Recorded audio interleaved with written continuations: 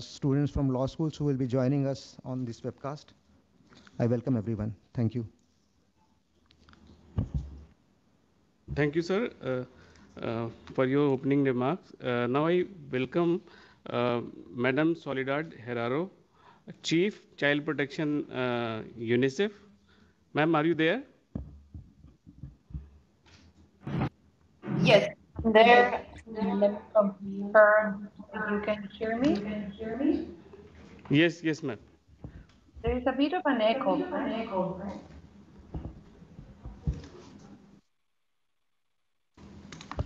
Before ma'am starts, I'm briefly sharing her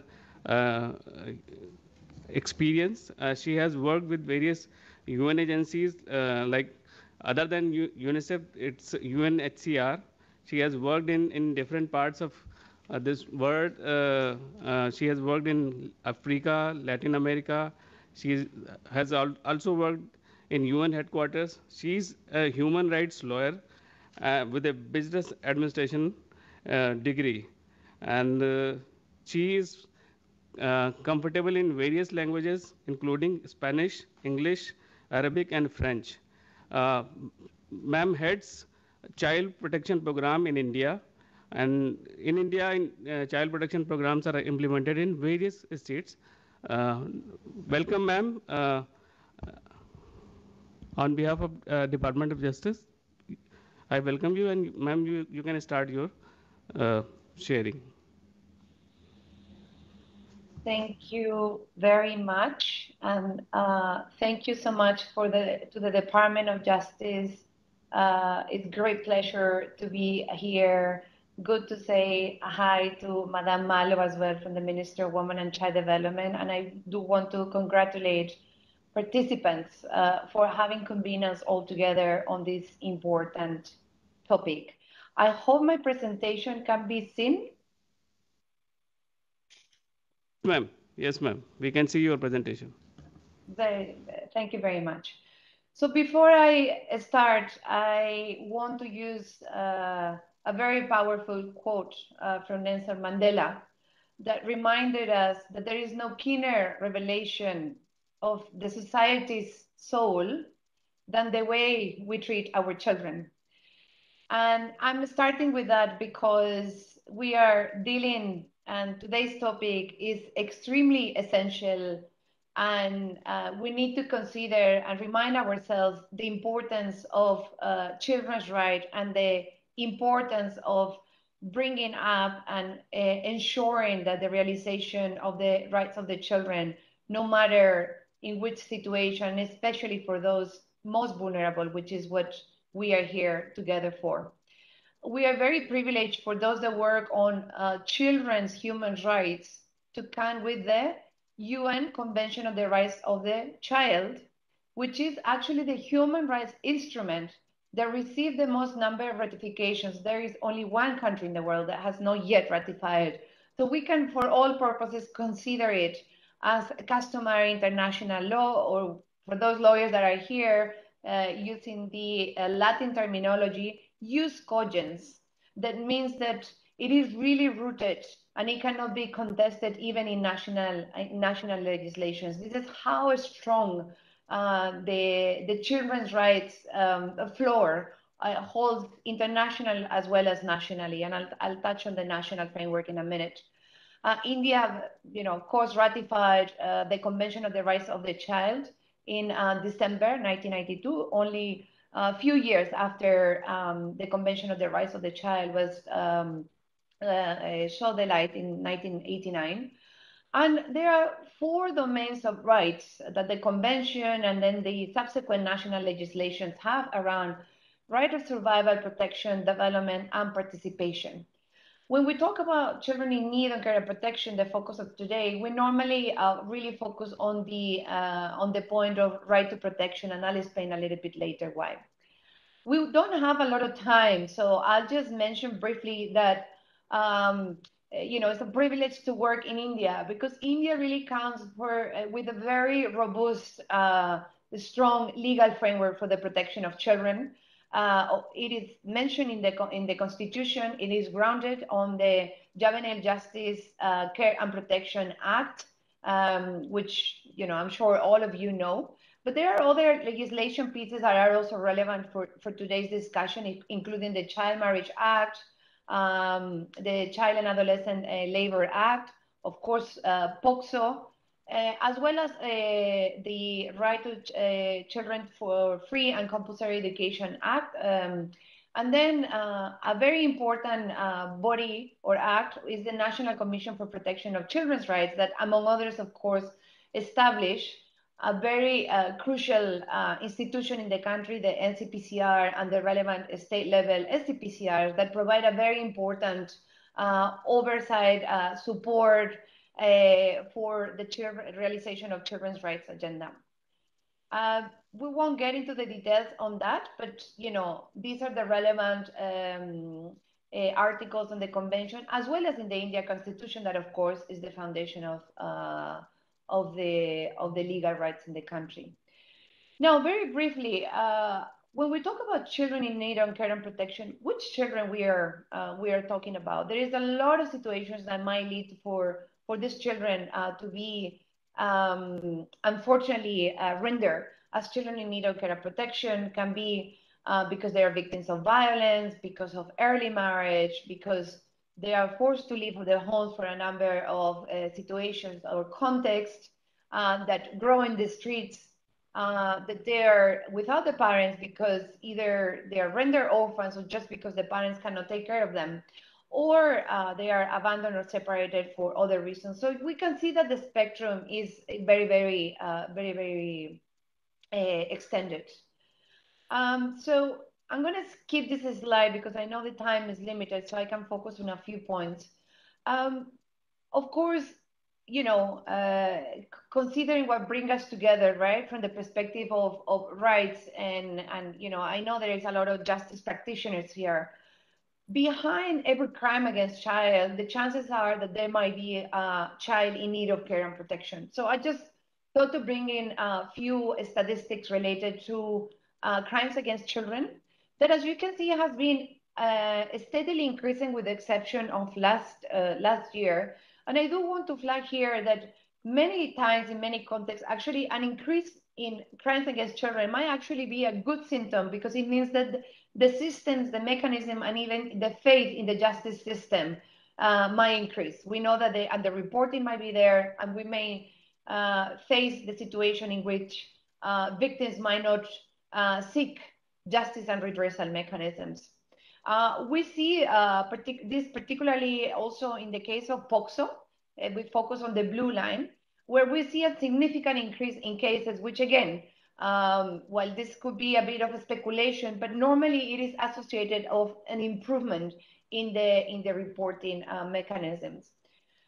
Finally, very briefly on missing children, what I do want to mention here is, of course, the magnitude of the problem. If you see the orange is girls and blue is boys, we also see a strong gender lens into the missing children phenomena. And I'm highlighting here this because, it is important to recognize that a lot of girls are undergoing missing, and unfortunately, it might be linked also to cases of sexual violence or sexual exploitation, also in the context of trafficking. Finally, on children in conflict with the law, I just do want to mention two things.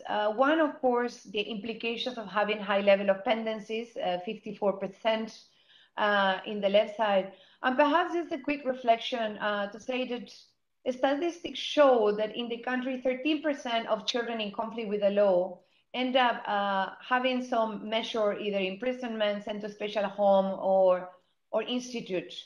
And I'm bringing this because it is important to also consider this cohort. Behind a child in conflict with the law, a lot of times there is a child actually in need of care and protection, and we know that there's a lot of vulnerability reasons that unfortunately put a child in a situation of in conflict with the law.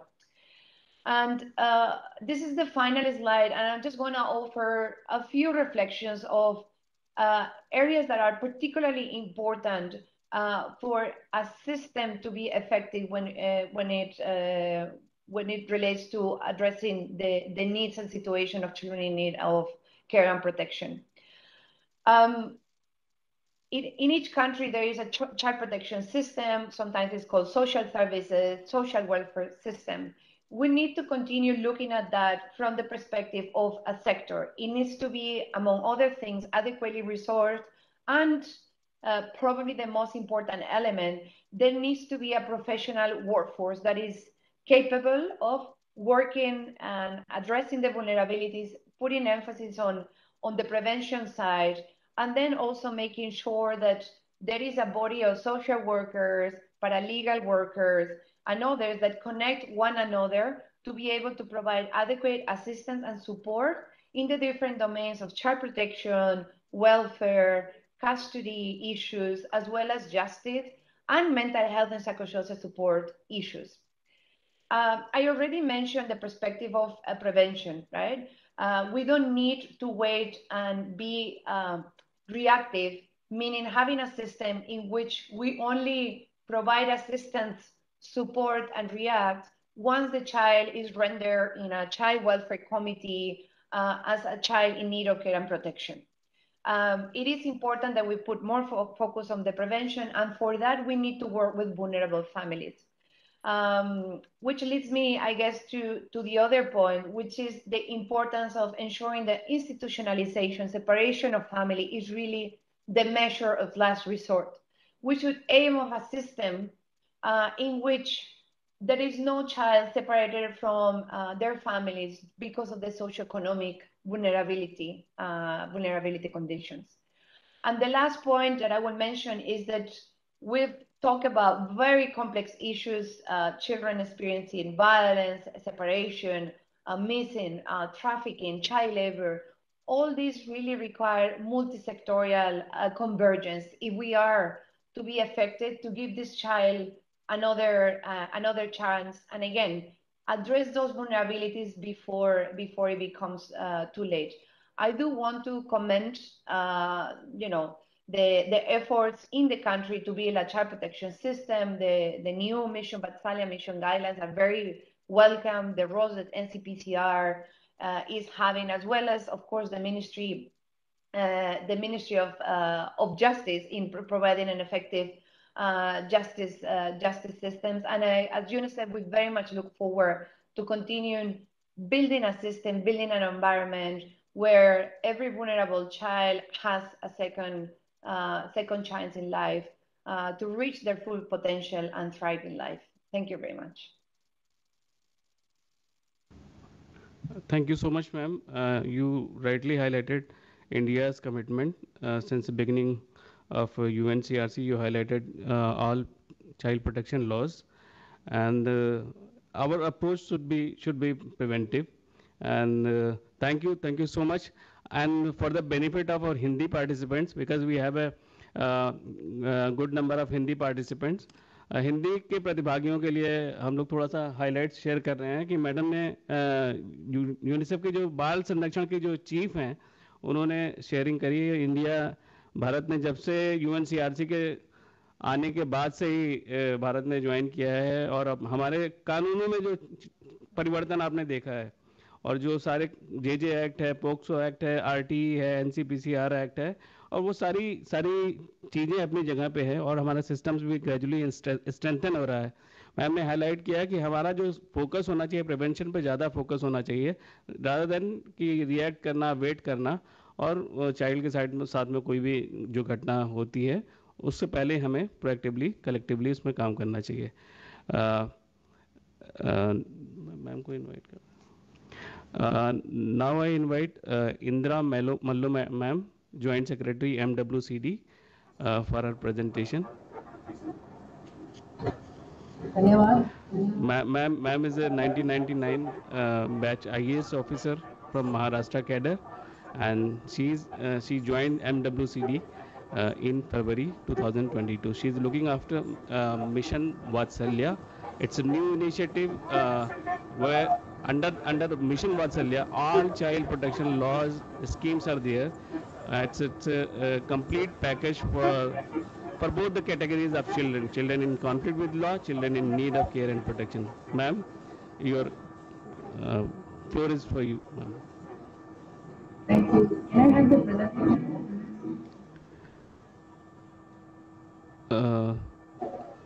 Soul, ma'am, kindly close your PPT.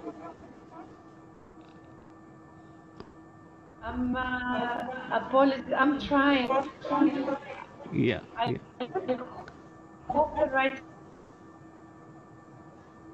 can be taken.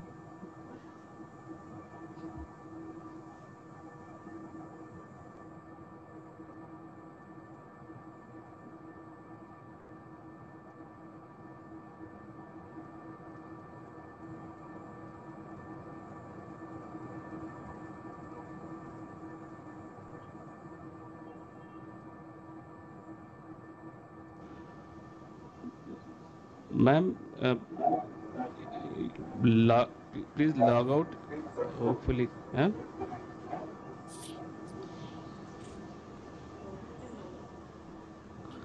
Ma'am, you can do log out, then log in. I think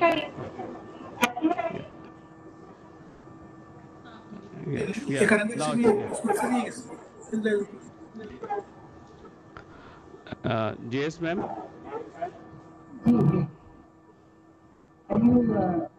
क्या वो start नहीं हुआ अभी? Can you share the PPT?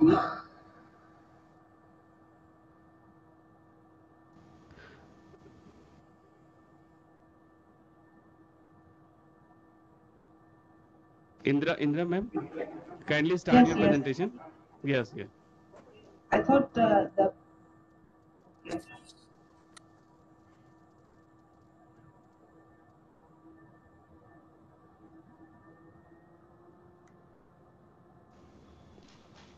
Ma'am, please start. just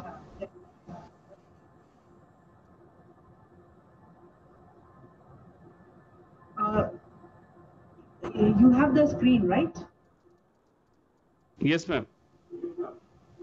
Yes, so Mission Vatsalya is the mission by the Ministry of Women and Child Development, Government of India. Next, please.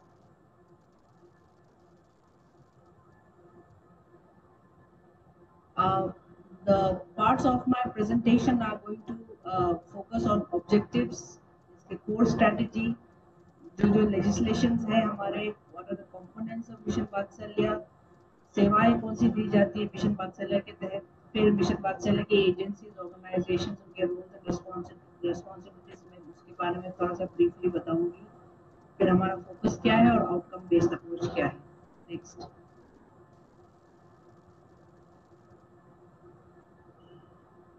The objective is to support and sustain children in difficult circumstances. जो बच्चे तकलीफ के situation में उनको support करने के लिए context based solutions हो, ताकि जिसको जैसी जरूरत हो उस तरह से सॉल्यूशंस डेवलप की जाए. And objective is to provide scope to encourage innovative solutions, and we want to promote convergent action. Our core strategy is that child should survive, develop, child should be protected and should participate. And जैसा कि miss सोले ने कहा है, the emphasis is on family-based non-institutional care of children. कि और फिर ये principal की इंस्टीट्यूशनलाइजेशन जो है वो as a measure of last resort की हो. मिशन वात्सल्य जो है सेंट्रल स्पॉन्सर्ड स्कीम की तरह इम्प्लीमेंट की जाएगी between cost sharing between the centre and the states. Some of the landmark legislations in favor of children are the JJ Act, as it has been mentioned, the POCSO, Protection of Children from Sexual Offences. Then we have the Commissions for Protection of Child Rights, the Prohibition of Child Marriage, Right to Education. We also have the Hindu Adoption and Maintenance Act 1956, the Guardians and Wards Act 1890, Child Labour Prohibition and Regulation Act 1986, Immoral Traffic Prevention Act of 1956, and the PCPNDT, which is the Preconception and Prenatal Diagnostic Techniques. So इस तरह से और many of these legislations बार-बार बच्चों के संदर्भ में interface होती है, तो इसलिए I have mentioned them here, but there can be more also, more legislations. Next. The JJ Act, as we know, it has come into effect from 2016 onwards. It is the primary legislation. It basically mandates a safety net for children and even for a child-friendly approach during the adjudication and disposal of matters, judicial matters in the court, also in the best interest of children. And non-institutional care under this act also includes adoption, and adoption per se is also done under the Hindu Adoption and Maintenance Act. तो adoption के दो प्रकार होते हैं, JJ Act में भी होता है and HAMA के तहत भी होता है. The JJ Act has been amended from 2021 onwards, and from 2021 onwards, they've empowered the district magistrate to effectively coordinate and monitor the functions of the agencies. So इसमें DM को एक nodal role दिया गया है. इसमें in fact DM को to decide the cases of adoption ये भी empowered किया गया है. And along with that, we have also introduced other conditions like eligibility conditions for appointment of members of CWCs, and also we have defined the specific requirements of the social worker, etc. Next. POCSO जो है, POCSO Act also has been amended, and in 2019 the death penalty has also been included in the provisions of the POCSO, showing the government's commitment and the seriousness with which we are trying to take up all kind of sexual offences committed against children and to protect the children from exploitation and violence. Next. So the major components of Mission Vatsalya include institutional care under the child care institutions, children's homes, observation homes, special homes and place of safety, especially observation homes, special homes and place of safety concern children who conflict with law. Children's home per se, उसमें care and protection वाले बच्चे ज़्यादातर आएंगे. Then we have specialized adoption agencies, SA. Then we have open shelters to wean away children from street situations. And the other category is non-institutional care, जहाँ पे हम लोग अभी ज़्यादा emphasis कर रहे हैं. इसमें sponsorship है when a child is put in the care of extended family or immediate family, as the case may be, giving a monthly per child grant. Then foster care, जहाँ पे they are not related but in a family environment, child is given for short-term or long-term foster care. Then we have adoption. Adoption happens when the child becomes legally free for adoption and declared to such effect by the child welfare committee. Then we have aftercare, जहाँ पे बच्चे 18 साल के हो गए हैं, so 18 plus में, and some agencies look after the well-being of some children who have passed out from CCIs. So that is the aftercare program. We also have the component of the child line to provide telephonic 24/7 ground assistance, and railway child line also to provide assistance on railway platforms. We also have the portal of Track Child portal and Koya Paya app. So Track Child portal gives access to all CWC, JJB to load even to the CCI also to upload the details. And Koya Paya is actually citizen centric, gives access to any citizen also to report missing children. Then we have statutory service agencies like the State Child Protection Society and the State Adoption Resource Authority, SARA. And we have the DCPU, the District Child Protection Unit, which is the implementation wing. We have the Child Welfare Committee and the Juvenile Justice Board. At the state level, there is the State Child Protection Society. It looks after policy and planning matters. It oversees the implementation of the JJ Act in the state, the overall monitoring, evaluation, and primarily the Principal Secretary or Secretary of the Department of Women and Child or the Social Justice Department, as the case may be from state to state, heads the society. And we have program managers and program officers to assist them. Then we have the State Adoption Resource Agency, which oversees matters related to adoption, and we monitor specialized adoption agency, supporting the Central Adoption Resource Authority, CARA, and it basically comprises of mission director, deputy mission director, program managers, and program officers. At the district level, we have the District Child Protection Unit, which is primarily responsible for supervision and coordination with district authorities of all partner departments to implement the Mission Vatsalya, and it basically supervises institutions and agencies involved in child protection prepares the annual district child protection plan, and it comprises of the DCPO, protection officers, institutional and non-institutional, legal officers, counselors, social workers, accountants, and outreach workers. Then at the district level, we also have the special juvenile police unit, SJPU. It provides protection and assistance to children in difficult circumstances and coordinates with other authorities. Police officers are designated as child welfare police officers here who work with the help of the social workers from the DCPU side. Then we have child welfare committees. These are appointed by the state governments. Their activities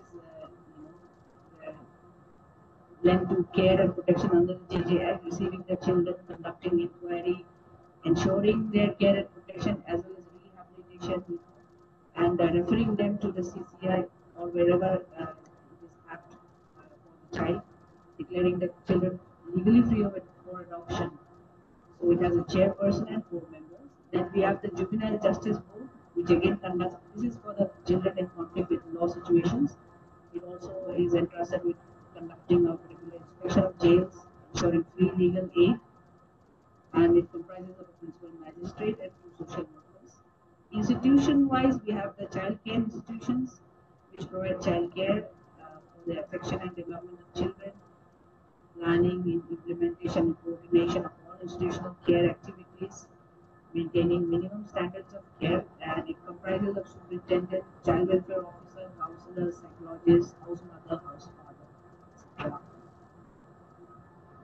The Juvenile Justice Board, if we see in detail, it consists of a metropolitan magistrate or judicial magistrate of first class with at least 3 years experience and 2 social workers, and one of whom should be a woman. So it deals exclusively with children in conflict with law. Under the POCSO, it deals with proceedings related to the child who is alleged or found to have committed any kind of sexual offense against the children. And under the RT, it ensures the children in CCIs are enrolled in formal education system. In the Child Welfare Committee, the committee also should have at least 1 woman. And as per the JJ Act, it disposes of cases for the care, protection, treatment, development, and rehabilitation of the child in need of care and protection. And it also takes action for rehabilitation of sexually abused children who are supported as CNCP and referred to it by the SJPU, which is a local police. Under the POCSO, the CWC determines the stay of the child, and also it takes cognizance, receives the child, acts in the best interest of the child, and it provides services of support person to the child during investigation and trial. In terms of child marriage, it has the task of declaring the rescued child as a CNCP child in need of care and protection, and it passes appropriate orders for the care, protection, and rehabilitation of the child. RT, ensuring education, and in terms of child labor also, declaring the rescued child as a CNCP and to pass appropriate orders for the child's care, protection, and rehabilitation. So CWC plays a very major role in our architecture. I have also wanted to speak about some of the convergence issues. We also have a lot of convergence activities which are necessary for the children, and for that it is especially important that all the different ministries, all the different departments need to pull in the strengths together to ensure that the children get all the benefits concerned. This slide talks about some of the changes that have been proposed. For example, in non-institutional care, the grant has been increased from 2,000 to 4,000. Maintenance grant has been increased in the CCIs up to 22,500 and 3,000 in open shelter. And construction grant has also increased. And we have also made provision for CCIs with capacity of 25 children, so the smaller number of children in village states or in geographically disparate areas can be established to look after the needs of the child. Next, please. Slide. So some other initiatives have been taken by the ministry. One is Samvad, which is an MOU signed between the ministry and National Institute of Mental Health and Neurosciences, NIMHANS, to basically have a psychosocial care for children also, as well as the caregivers also. So this is an ongoing progress, and we have reached out. This program, the acronym of this program is SAMVAD. We have reached out successfully to duty bearers, to child protection training programs and teachers.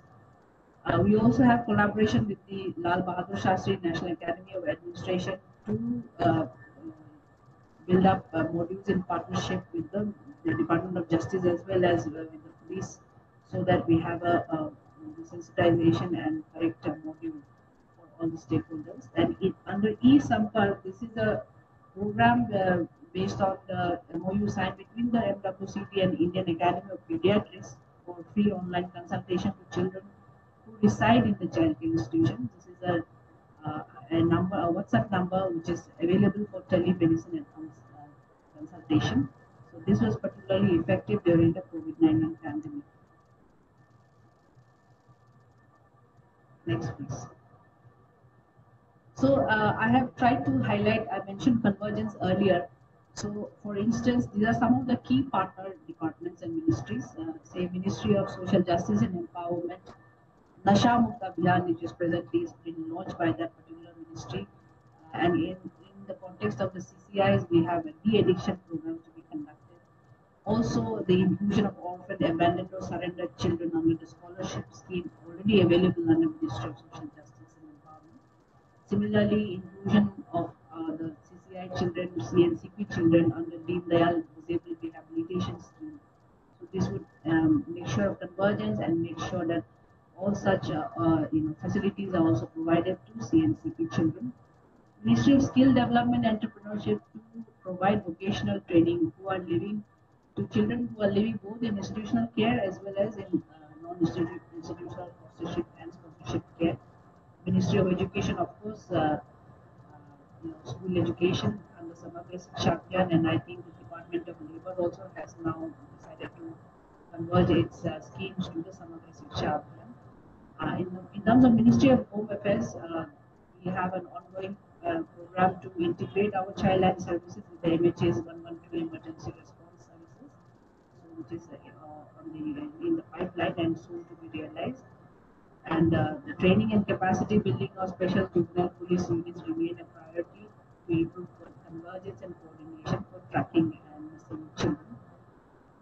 Panchayati Raj has a very important role to play in terms of organizing Bal Panchayat, allotting budgets out of their resources or from grants received under the finance commissions to facilitate block and village level child protection committees. These committees would be, the functions would be basically assigned to already existing committee systems under the Panchayati Raj institutions. Similar assignment of functions need to be there in the urban areas as well, particularly in the municipality wards where such allocation of budget is also expected. So this is a big task for convergence. In terms of Ministry of Justice, establishing fast-track courts and ensuring child-friendly judicial procedures remain a point of convergence with the MWCT. Next, please. So overall, this is the last mile kind of convergent ecosystem that we wish to see in the area, so that it is a robust and seamless service delivery at the same time, where we have village Gram Panchayat committees, Panchayat Samiti committees, Zilla Parishad committees, as well as ward committees and municipal corporation level committees who talk about child rights, who also disseminate the different provisions available to the children, where we have convergence, extension of schemes to all our children who are already identified by the CWCs and living in CCIs, and giving the primacy of children in the whole administrative setup by making the district magistrate a key nodal person for the implementation under the DJ Act, and by ensuring a 24/7 backed up service to the child line and with close cooperation and coordination of the police department. So this way, subject to regular review and with a lot of Jan Sambhavika at all levels, this is the vision of the ministry and of Mission Vatsalya, that no child is left behind, and all the care and protection and rehabilitation needed and necessary is provided at all levels. Thank you very much. Thank you so much, ma'am, for your detailed presentation.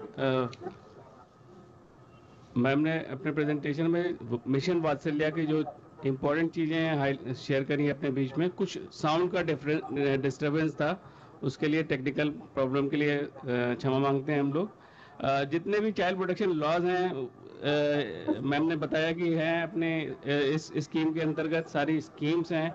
Ma'am ने CP system के बारे में, child protection system के बारे में भी बताया, और जिले में जो सिस्टम है, जिले में जो बॉडीज हैं उनके बारे में भी उन्होंने बारी बारी से नरेट किया उसमें। और जो कन्वर्जेंस बहुत इंटरेस्टिंग वे में बताया कि अलग अलग मिनिस्ट्रीज के साथ में कैसे कन्वर्जेंस हो रहा है, और जिसका फोकस है विलेज लेवल पे, डिस्ट्रिक्ट लेवल पे और स्टेट लेवल पे बहुत कलेक्टिव वर्क हो, ग्रेटर कन्वर्जेंस हो डिफरेंट स्कीम्स और डिफरेंट लॉज में।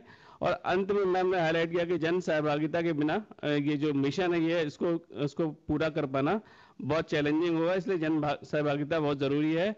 बहुत बहुत धन्यवाद मैम आपका। मैं अपने नेक्स्ट स्पीकर की ओर बढ़ता हूँ। मैं रिक्वेस्ट करूँगा श्री प्रियंक कानूनगो सर को, चेयरपर्सन NCPCR। सर आप हैं वहाँ पे? हाँ, मैं सुन पा रहा हूँ आपको। सर आपका स्वागत है इस वेबिनार में। थोड़ा सा डिले चल रहा है।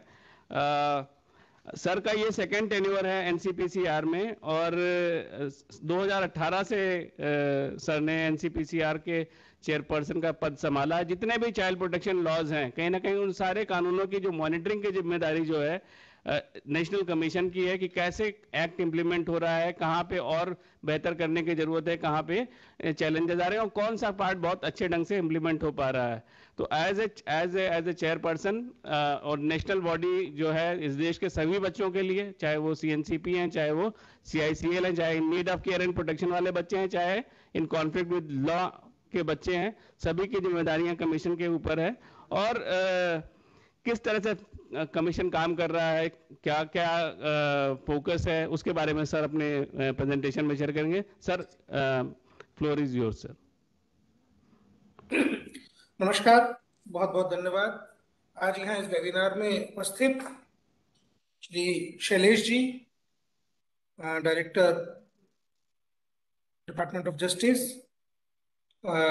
सुश्री Soledad Herrero, UNICEF representative, Indira Mallu ji, joint secretary ministry of women and child, SR Sharma ji, Kavita Bhandari ji, Shri Rajendra Kashyap ji, और यहाँ उपस्थित दिशा योजना के सभी वॉलंटियर्स, यहाँ उपस्थित न्याय बंधु कार्यक्रम के वॉलंटियर एडवोकेट्स, और दिशा योजना से लाभान्वित होने वाले सभी बंधुगण, भगिनीगण। आज का जो विषय है वो देखभाल एवं मदद की आवश्यकता वाले बच्चों के बारे में बात करने के लिए निर्धारित किया गया है। भारत में किशोर न्याय अधिनियम है। आपने पहले इंदिरा जी की प्रेजेंटेशन में भी देखा, और उसके पूर्व के वक्ताओं ने भी आपको काफी सारी चीजें बताई होंगी। किशोर न्याय अधिनियम अपने आप में एक अनूठा कानून है। अनूठा इस तरीके से उसको कह सकते हैं कि एक कानून जिसके नाम में ही देखभाल व संरक्षण जुड़ा हुआ है। इस कानून को जब हम पूरा बोलते हैं तो juvenile justice care and protection act है, देखभाल एवं संरक्षण। तो ये एक कानून ही ऐसा कानून है जो ना केवल बच्चों के विरुद्ध होने वाले अपराधों में दंड देने की बात करता है, ये कानून बच्चों की देखभाल एवं संरक्षण के लिए व्यवस्थाओं का निर्माण, एक पूरी की पूरी न्यायिक प्रक्रिया, जो बच्चे किसी कारण विधि बाधित हो जाते हैं, उनसे किसी कानून का उल्लंघन हो जाता है, उनको किस प्रकार समाज में रिहेबिलिटेट किया जाए वापस, उसकी भी बात करता है। और इसके साथ साथ ये कानून बच्चों के निमित्त बनने वाली संस्थाओं को रेगुलेट करने की भी बात करता है। तो ये लीगल प्रोसीजर्स भी बताता है, ये रेगुलेटर भी है, और ये पेनल पनिशमेंट्स की भी बात करता है। तो ये इस तरीके के कानून, आप जो कानून के विद्यार्थी हैं, जब आप देखेंगे तो ऐसे कानून जो सभी एस्पेक्ट्स पे चर्चा करते हैं बच्चों के, वो कम होते हैं। किशोर न्याय अधिनियम में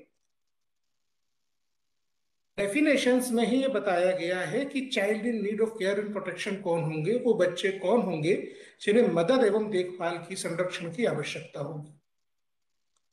आज हम उन पूरी की पूरी वो 14 अलग अलग प्रकार की कैटेगरीज हैं, हम उन सब पे बात नहीं करेंगे, हम कम विषयों पे बात करेंगे और जहां आप लोगों की उपयोगिता है वहां बात करेंगे। भारत में अगर हम बाल संरक्षण के विषय को देखें तो हम उसे 3 भागों में देखेंगे। पहला भाग स्वतंत्रता के पहले का, दूसरा भाग स्वतंत्रता प्राप्ति से लेकर के सन 2016 के जनवरी तक का। 2016 के जनवरी तक का इसलिए क्योंकि तब हमको 2015 का किशोर न्याय अधिनियम मिला, जो अभी तक का सबसे कारगर और इफेक्टिव कानून है। इसके पहले के लगभग 6 साढ़े 6 दशक, स्वतंत्रता के बाद से लेकर के 2016 तक के 6 साढ़े 6 दशक में जो हुआ है, उसके बारे में केवल यही कहा जा सकता है कि हम साइलोज में होकर बच्चों की देखभाल और संरक्षण को सुनिश्चित करने की कल्पना करते थे। देखिए, जहां बच्चों की बात आती है तो हमको ये समझना होगा कि बच्चे को हम एक इंडिविजुअल यूनिट मान के उसकी देखभाल, उसका संरक्षण सुनिश्चित नहीं कर सकते। बहुत दिनों तक हमारे देश में भी ऐसी पॉलिसीज रही, ऐसी व्यवस्थाएं रही कि हम जब बच्चों की बात करते थे तो केवल बच्चों की बात करते थे। आज भी कई यूरोपियन कंट्रीज ऐसी हैं, कई यूरोपीय देश ऐसे हैं जहां वो बच्चे को परिवार से अलग एक इकाई मानते हैं। दुर्भाग्यपूर्ण ढंग से हमने कई बार यूएन एजेंसीज के द्वारा भेजे गए कागजों के माध्यम से, कई बार फॉरेन एडवोकेसी ग्रुप जो एनजीओ के माध्यम से हमारे यहाँ काम करते थे, उनके कारण कुछ ऐसे प्रिंसिपल्स को, कुछ ऐसी पॉलिसीज को एज इट इज अडॉप्ट कर लिया, जिनके कारण दिक्कत खड़ी हुई। मैं यहाँ पे आपको एक एग्जांपल देना चाहूंगा, एक यूरोपियन कंट्री का है, जहाँ पे ये कहा जाता है कि अगर 10 साल 8 साल की एज में बच्चे को उसका अलग बेडरूम नहीं दिया है, तो फिर वो बच्चा अपने माता पिता के साथ उसी बेडरूम में अगर सो रहा है तो वो सेफ नहीं है, उसके साथ यौन शोषण हो सकता है। मैं मुल्क का नाम नहीं लूंगा, आप सब समझदार लोग हैं जो दिल्ली में बैठे हुए हैं और जो हमारे साथ फील्ड से लोग जुड़े हुए हैं, उनको ये जानना बेहद आवश्यक है। जिन परिस्थितियों का ये देश सामना कर रहा है, आजादी के 70 साल बाद हम प्रधानमंत्री आवास योजना में जो एक घर दे रहे हैं, वो भी एक कमरे का घर है, और हम उन कानूनों को एज इट इज अडॉप्ट करते आए हैं जो ये कहते हैं कि बच्चों को एक सर्टेन एज के बाद अगर अलग कमरा नहीं दिया तो उन बच्चों को स्टेट गवर्नमेंट, स्टेट डिपार्टमेंट ले जाएगा और चिल्ड्रन होम में रख देगा। तो ये चिल्ड्रन होम का जो सारा का सारा कॉन्सेप्ट है, इसके इर्द गिर्द ही कई दिनों तक ऐसी स्कीम्स, ऐसी पॉलिसीज और ऐसे कानून बनते रहे जो ये इंश्योर करते रहे कि चिल्ड्रन होम्स या ऑर्फनेजेस वो फलते फूलते रहे, उनमें बच्चों की एक अच्छी खासी संख्या हमेशा बनी रहे। किशोर न्याय अधिनियम ये बात कहता है कि बच्चों का जो रिहेबिलिटेशन है वो फैमिलीज में होना चाहिए। किशोर न्याय अधिनियम ये बात पुरजोर तरीके से कहता है कि फैमिली बच्चों के लिए एक राइट है, फैमिली बच्चों का एक अधिकार है। इसलिए जब हम व्यवस्था की भी बात करते हैं तो ये देखना बहुत जरूरी है कि भारत जैसे देश में व्यवस्था या तो परिवार के हाथ में होगी, या व्यवस्था सरकार के हाथ में होगी, या व्यवस्था बाजार के हाथ में चली जाएगी। तो मैं बड़ी स्पष्टवादिता से यहाँ पे आपको ये बात कहूंगा कि जब बच्चों की देखरेख परिवार में नहीं हो रही तो सरकार का हस्तक्षेप होना चाहिए। लेकिन इस पूरे के पूरे मामले से जुड़ा हुआ एक बाजार है, और वो बाजार उन फॉरेन फंडिंग एजेंसीज का है जिनके माध्यम से पैसा केवल इसलिए आता है कि बच्चों को ऑर्फनेजेस में रखा जा सके। तो यहाँ पे आपके वॉलंटियर्स का, एडवोकेट्स का, न्याय बंधुओं का सजग रहना बहुत जरूरी है जहां उनकी मदद की आवश्यकता हो सकती है। देखिए, आयोग ने कोविड की सिचुएशन आने के बाद देश में ये देखा कि सबसे ज्यादा बच्चे चिल्ड्रन होम्स में कहाँ रखे गए हैं। ये चिल्ड्रन होम्स में वही बच्चे रखे जाते हैं जो सीएनसीपी हैं, यानी जिन बच्चों के विषय पे हम आज बात कर रहे हैं। तो देश के दक्षिणी हिस्से में 5 राज्यों में और महाराष्ट्र में, कुल मिला के इन 6 राज्यों में 1,80,000 बच्चों को ऑर्फनेजेस में या चिल्ड्रन होम्स में रखा गया था।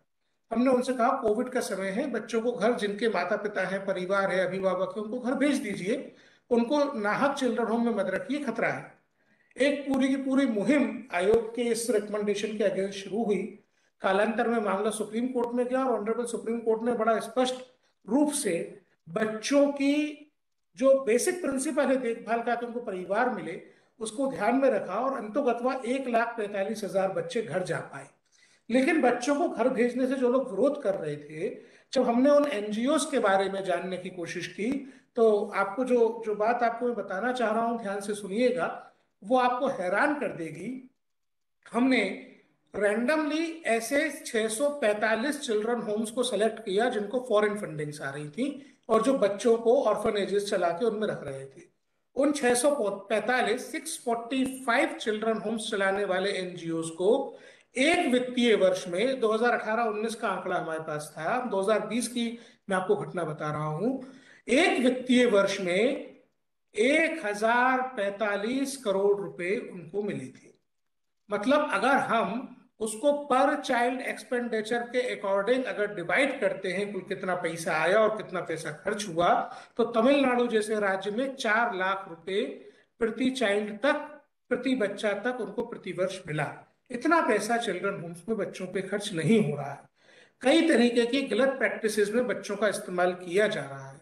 यहाँ दिल्ली में जब अनेक प्रकार की एनार्किस्ट एक्टिविटीज हो रही थी, 2020 की शुरुआत में जब पूरी दिल्ली को दंगों की आग में झोंक दिया गया और जगह जगह पे प्रोटेस्ट ऑर्गेनाइज करवाए गए सीएए और एनआरसी के खिलाफ, उस वक्त हमने चिल्ड्रन होम से बच्चों को ऐसे प्रोटेस्ट में शामिल करवाने के लिए लाते हुए एनजीओस को भी आइडेंटिफाई किया और उनके अगेंस्ट एफआईआर करवाई। तो ये जो इस तरीके की एक्टिविटीज होती हैं, उस पर समाज को जागृत रहने की आवश्यकता है। यहाँ जो पैरालीगल वॉलंटियर्स हमारे साथ हैं, उनका हम 3 जगहों पर, ये सीएनसीपी कैटेगरीज में जो बहुत सारे बच्चे होते हैं, उनमें से 3-4 विषयों पर भी अगर आप लोग थोड़ा सा समय दे पाएंगे तो बच्चों की बड़ी मदद हो सकेगी। वो बच्चे जो विक्टिम है सेक्सुअल एब्यूज के, उन बच्चों के रिहेबिलिटेशन के लिए हमको आवश्यकता होती है कि उनको कंपनसेशन प्रॉपरली मिल पाए, उनका रिहेबिलिटेशन के लिए उनको अमाउंट उनके इंडिविजुअल केयर प्लान के अकॉर्डिंग मिल पाए। वहां पे हमको उन लोगों की मदद की जरूरत है जो इन बच्चों के साथ काम करना चाहते हैं। एक सेक्सुअल एब्यूज विक्टिम बच्चे का अकेले का पुनर्वास होना मुश्किल होता है। हमको कई दफा पूरे परिवार के पुनर्वास के लिए एक योजना तैयार करनी पड़ती है और उसमें केवल चाइल्ड प्रोटेक्शन से जुड़ी हुई स्कीम्स के अलावा मैं आपको एक केस स्टडी बताता हूं। एक डम एंड डीफ लड़की के साथ उसके पड़ोस में रहने वाले व्यक्ति ने रेप किया। वो 17 साल की बच्ची थी। उसके घर पर जब एनसीपीसीआर की टीम ने भी विजिट किया तो पता चला कि उसके माता पिता नहीं है, वो अपने ग्रैंड पेरेंट्स के पास रहते हैं, नाना नानी के पास। वो 3 भाई बहन रहते हैं। अब ये जाहिर बात है कि जब उस आदमी की बेल हो जाएगी तो वो दिन रात इस परिवार को थ्रेटन करेगा, इस लड़की को थ्रेटन करेगा कि वो उसके साथ कंप्रोमाइज करे। उस स्थिति में इनका रिहेबिलिटेशन, इनको किसी दूसरी जगह पर बसाना ये आवश्यक होगा। लड़की का बड़ा भाई 22 साल का है और वो भी किसी कैटरर के पास वेटर के रूप में काम करता है। तो वहां पे आयोग ने रिकमेंडेशन किया कि अर्बन लाइवलीहुड मिशन में इसके भाई को कुछ लोन दे दिया जाए, इसकी छोटी बहन को किसी हॉस्टल में एडमिट कर दिया जाए। वो बच्चे सीधे सीधे किसी क्राइम के विक्टिम नहीं है, लेकिन उन दोनों को जब तक साथ में लेकर के हम नहीं चलेंगे तब तक इस बच्चे का रिहेबिलिटेशन नहीं हो पाएगा। तो इस तरीके से कॉम्प्रहेंसिव सोच के साथ रिहेबिलिटेशन प्लान बनाने में मदद करने वाले लोगों की देश में हमको आवश्यकता है। दूसरी, वो बच्चे जो चाइल्ड लेबर के विक्टिम हैं, चाइल्ड लेबर के विक्टिम बच्चों को इमीडिएटली कंपनसेशन मिलना चाहिए, उनका बैक वेजेस काउंट होना चाहिए और वो पैसा उनके खाते में मिलना चाहिए। आयोग ने पिछले 2 साल में लगभग 2000 बच्चों को एक कंपनसेशन दिलवाया है जो पिछले 5 सालों से अटका पड़ा था। तो यहाँ पे हमको 2 तरीके के इंटरवेंशंस की आवश्यकता है सोसाइटी के। एक वो कि ऐसे बच्चों का रिहेबिलिटेशन प्लान बनाने में, कंपनसेशन दिलवाने में मदद करने के लिए वकील आगे आए, क्योंकि वकीलों के आए बिना ये, चाहे वो सेक्सुअल एब्यूज के विक्टिम बच्चे हों, चाहे वो चाइल्ड लेबर के विक्टिम बच्चे हों, कंपनसेशन मिलने में दिक्कत होती है। लीगल लड़ाइयां हैं। जो बच्चा चाइल्ड लेबर से रेस्क्यू होके आता है, उसको बहुत देर तक ये नहीं पता होता कि रेस्क्यू करने वाला ही असल में उसका दोस्त है। वो तो ये मानता आ रहा था कि जहां मैं काम कर रहा हूं वो मुझे पैसे देता है, वो उसके साथ उन परिस्थितियों में खुश रहना सीख गया होता है। तो वहां पे हमको ना केवल साइकोलॉजिकल इंटरवेंशन के लिए लोगों की आवश्यकता होती है, बल्कि उनका कंपनसेशन ही एकमात्र ऐसी चीज होती है जो उस एक्यूज्ड को कन्विक्शन तक पहुंचा सकती है। अगर हम कंपनसेशन नहीं देंगे तो कन्विक्शन होना मुश्किल होगा। ये चाइल्ड लेबर के मामलों में एक थंब रूल है, वहां आपकी मदद की जरूरत है। तीसरा, ट्रैफिकिंग के विक्टिम बच्चों को बहुत मदद की जरूरत होती है, खासतौर पे जब उनको रिपेट्रिएट करना होता है, रिस्टोर करना होता है। कई बार उनके मदर डायलेक्ट के लोगों की को सुनने समझने वाले लोगों की आवश्यकता होती है, कई बार कन्वर्जेंस स्टेब्लिश करने वाले लोगों की आवश्यकता होती है, लेकिन डेफिनेटली लीगल फैटर्निटी से जुड़े लोगों की आवश्यकता वहां पे होती है। हर बच्चा जो सीएनसीपी होगा उसका एक सोशल इन्वेस्टिगेशन रिपोर्ट बनेगा, उसके बेसिस पे उसका इंडिविजुअल केयर प्लान बनेगा। आयोग ने 34 ऐसी स्कीम्स को आइडेंटिफाई किया है जो बच्चों के अलावा बच्चों के परिवारों को फाइनेंशियली स्ट्रेंथन कर सकती हैं, जिससे कि बच्चों का रिहेबिलिटेशन इंश्योर हो सके। कोविड के दौरान जो भी बच्चे कोविड से अफेक्टेड हुए हैं या कोविड के अलावा किसी कारण से उन्होंने अपने माता पिता या कमाने वाले सदस्य को खोया है, 2020 के अप्रैल से ऐसे जितने भी बच्चे हैं उनका डेटा कमीशन अपने बाल स्वराज पोर्टल पे स्टोर करता है, ट्रैक करता है। 6 स्टेजेस हैं उसमें बच्चों का डेटा आने की। पहले आइडेंटिफिकेशन, फिर उसका सोशल इन्वेस्टिगेशन रिपोर्ट, फिर उसका इंडिविजुअल केयर प्लान, फिर स्कीम्स के साथ उसकी लिंकिंग, उसके बाद सीडब्ल्यूसी का रिस्टोरेशन का ऑर्डर और फिर फॉलोअप। इन 6 स्टेजेस में हमको मदद की आवश्यकता है जहां आप लोग मदद कर सकें। इसी प्रकार चिल्ड्रन इन स्ट्रीट सिचुएशन के लिए एनसीपीसीआर की वेबसाइट पे रिसेंटली ऑनरेबल सुप्रीम कोर्ट के डायरेक्शन में हम लोगों ने एक पोर्टल क्रिएट किया है जहां लोग 2 तरीके से मदद कर सकते हैं, इंडिविजुअली भी और एज एन ऑर्गेनाइजेशन भी।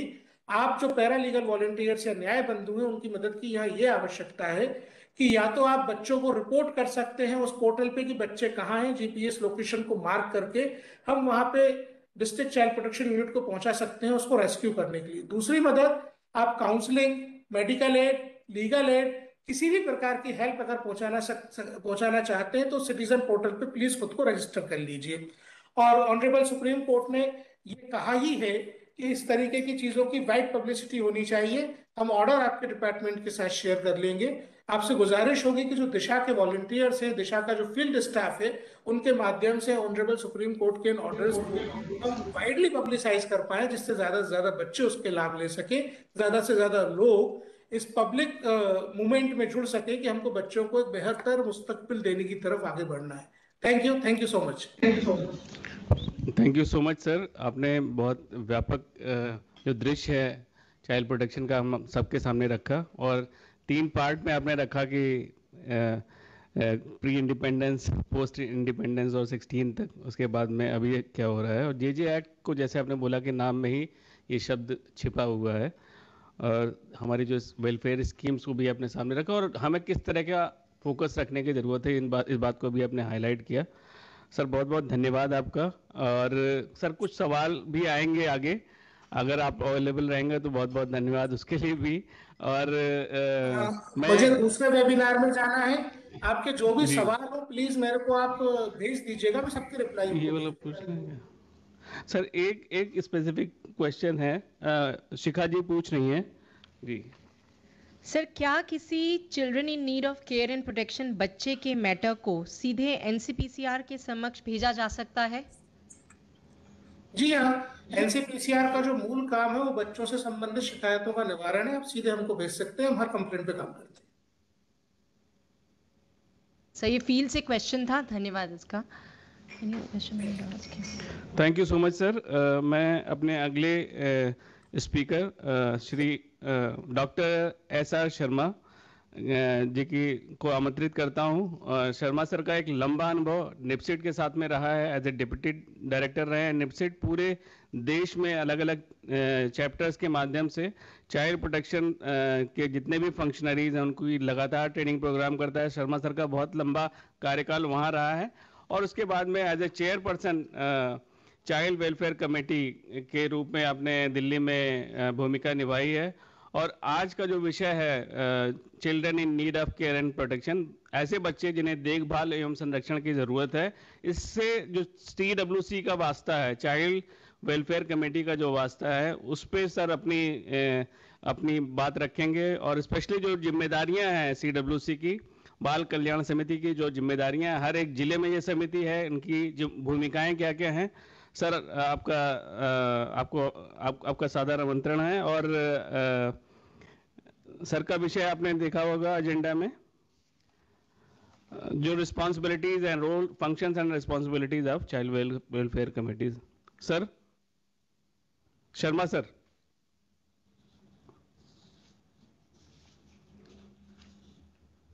सर आप सुन पा रहे हैं? सर आप म्यूट हैं, प्लीज अनम्यूट कर लीजिए।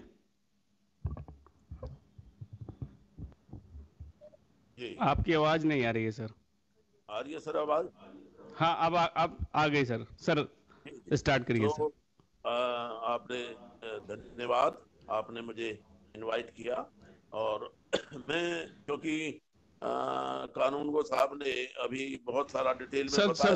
सर थोड़ा सा तेज करेंगे, हल्की आवाज थोड़ी कम आ रही है आपकी, थोड़ा सा वॉल्यूम बढ़ाएंगे इसका। कानून को सर ने जो बताया बहुत जी। ही, मैं बताता हूँ डिटेल में उन्होंने बात की, और उसमें कैटेगरीज की भी बात की, और उसमें CWC के रोल की भी बात की है। लेकिन मैं अपने एक्सपीरियंस के बेसिस पर कुछ आपको, थोड़ा ही टाइम है उसके हिसाब से मैं आपको कुछ एक्सपीरियंसेस के बेसिस पर कुछ पॉइंट्स यहाँ रखना चाहूँगा, और ताकि आपके जो पार्टिसिपेंट को कुछ उसका लाभ मिल सके। तो जैसा आप जानते हैं कि चाइल्ड वेलफेयर कमेटी की अब बात ये होती है कि ये दिमाग में आता है कि इतने सारे स्टेक होल्डर्स हैं, इतनी सारी एजेंसीज हैं, और ये जो जे एक्ट को इम्प्लीमेंट करने के लिए, पॉक्सो एक्ट को इम्प्लीमेंट करने के लिए, लेकिन और ये ऐसा नहीं है कि अभी इसमें बहुत अमेंडमेंट हुए, बहुत सारा UNRC के अकॉर्डेंस इसमें जो है लेजिस्लेशन में टाइम टू टाइम बहुत सारे जो है चेंजेस की, और कैटेगरीज को भी इसकी CNCP की कैटेगरीज को भी बहुत ब्रॉडन किया गया। तो मैं ये कहना चाहता हूँ कि ये चीजें जब हम देखते हैं कि जैसे कानून को सर बता रहे थे, ये आपके इश्यूज है, जैसे चाइल्ड ट्रैफिक का है, और दूसरा ये चाइल्ड लेबर का है।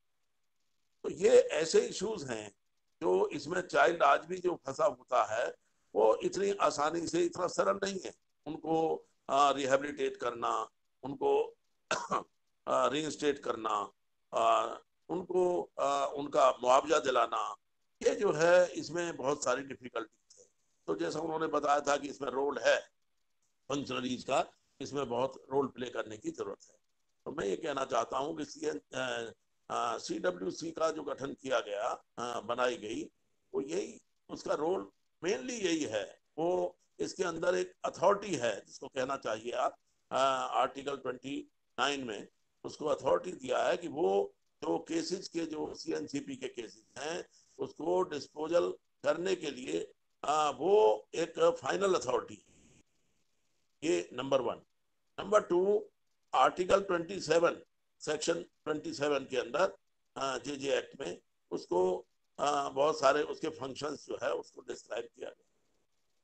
उन फंक्शंस में मेनली जो CNCP बच्चे हैं, उन CNCP बच्चों में जो आप देखोगे कि कई बार जो और दूसरे स्टेक होल्डर्स हैं, जब बच्चे को उस समय एक ऐसी जरूरत होती है, उसको एक नेटवर्क चाहिए। जब सेफ्टी नेट उसको मिल जाता है एक बार बच्चे को, तो फिर उसके बाद वो नेट में आने के बाद वो सारा प्रोसीजर शुरू हो जाता है। यदि उसको बच्चा डिफिकल्ट सर्कमस्टांसिस में है वो होम सिचुएशन में भी हो सकता है, और दूसरा कहीं चाइल्ड लेबर भी हो सकता है, ट्रैफिक बच्चा भी हो सकता है, डोमेस्टिक लेबर भी हो सकता है।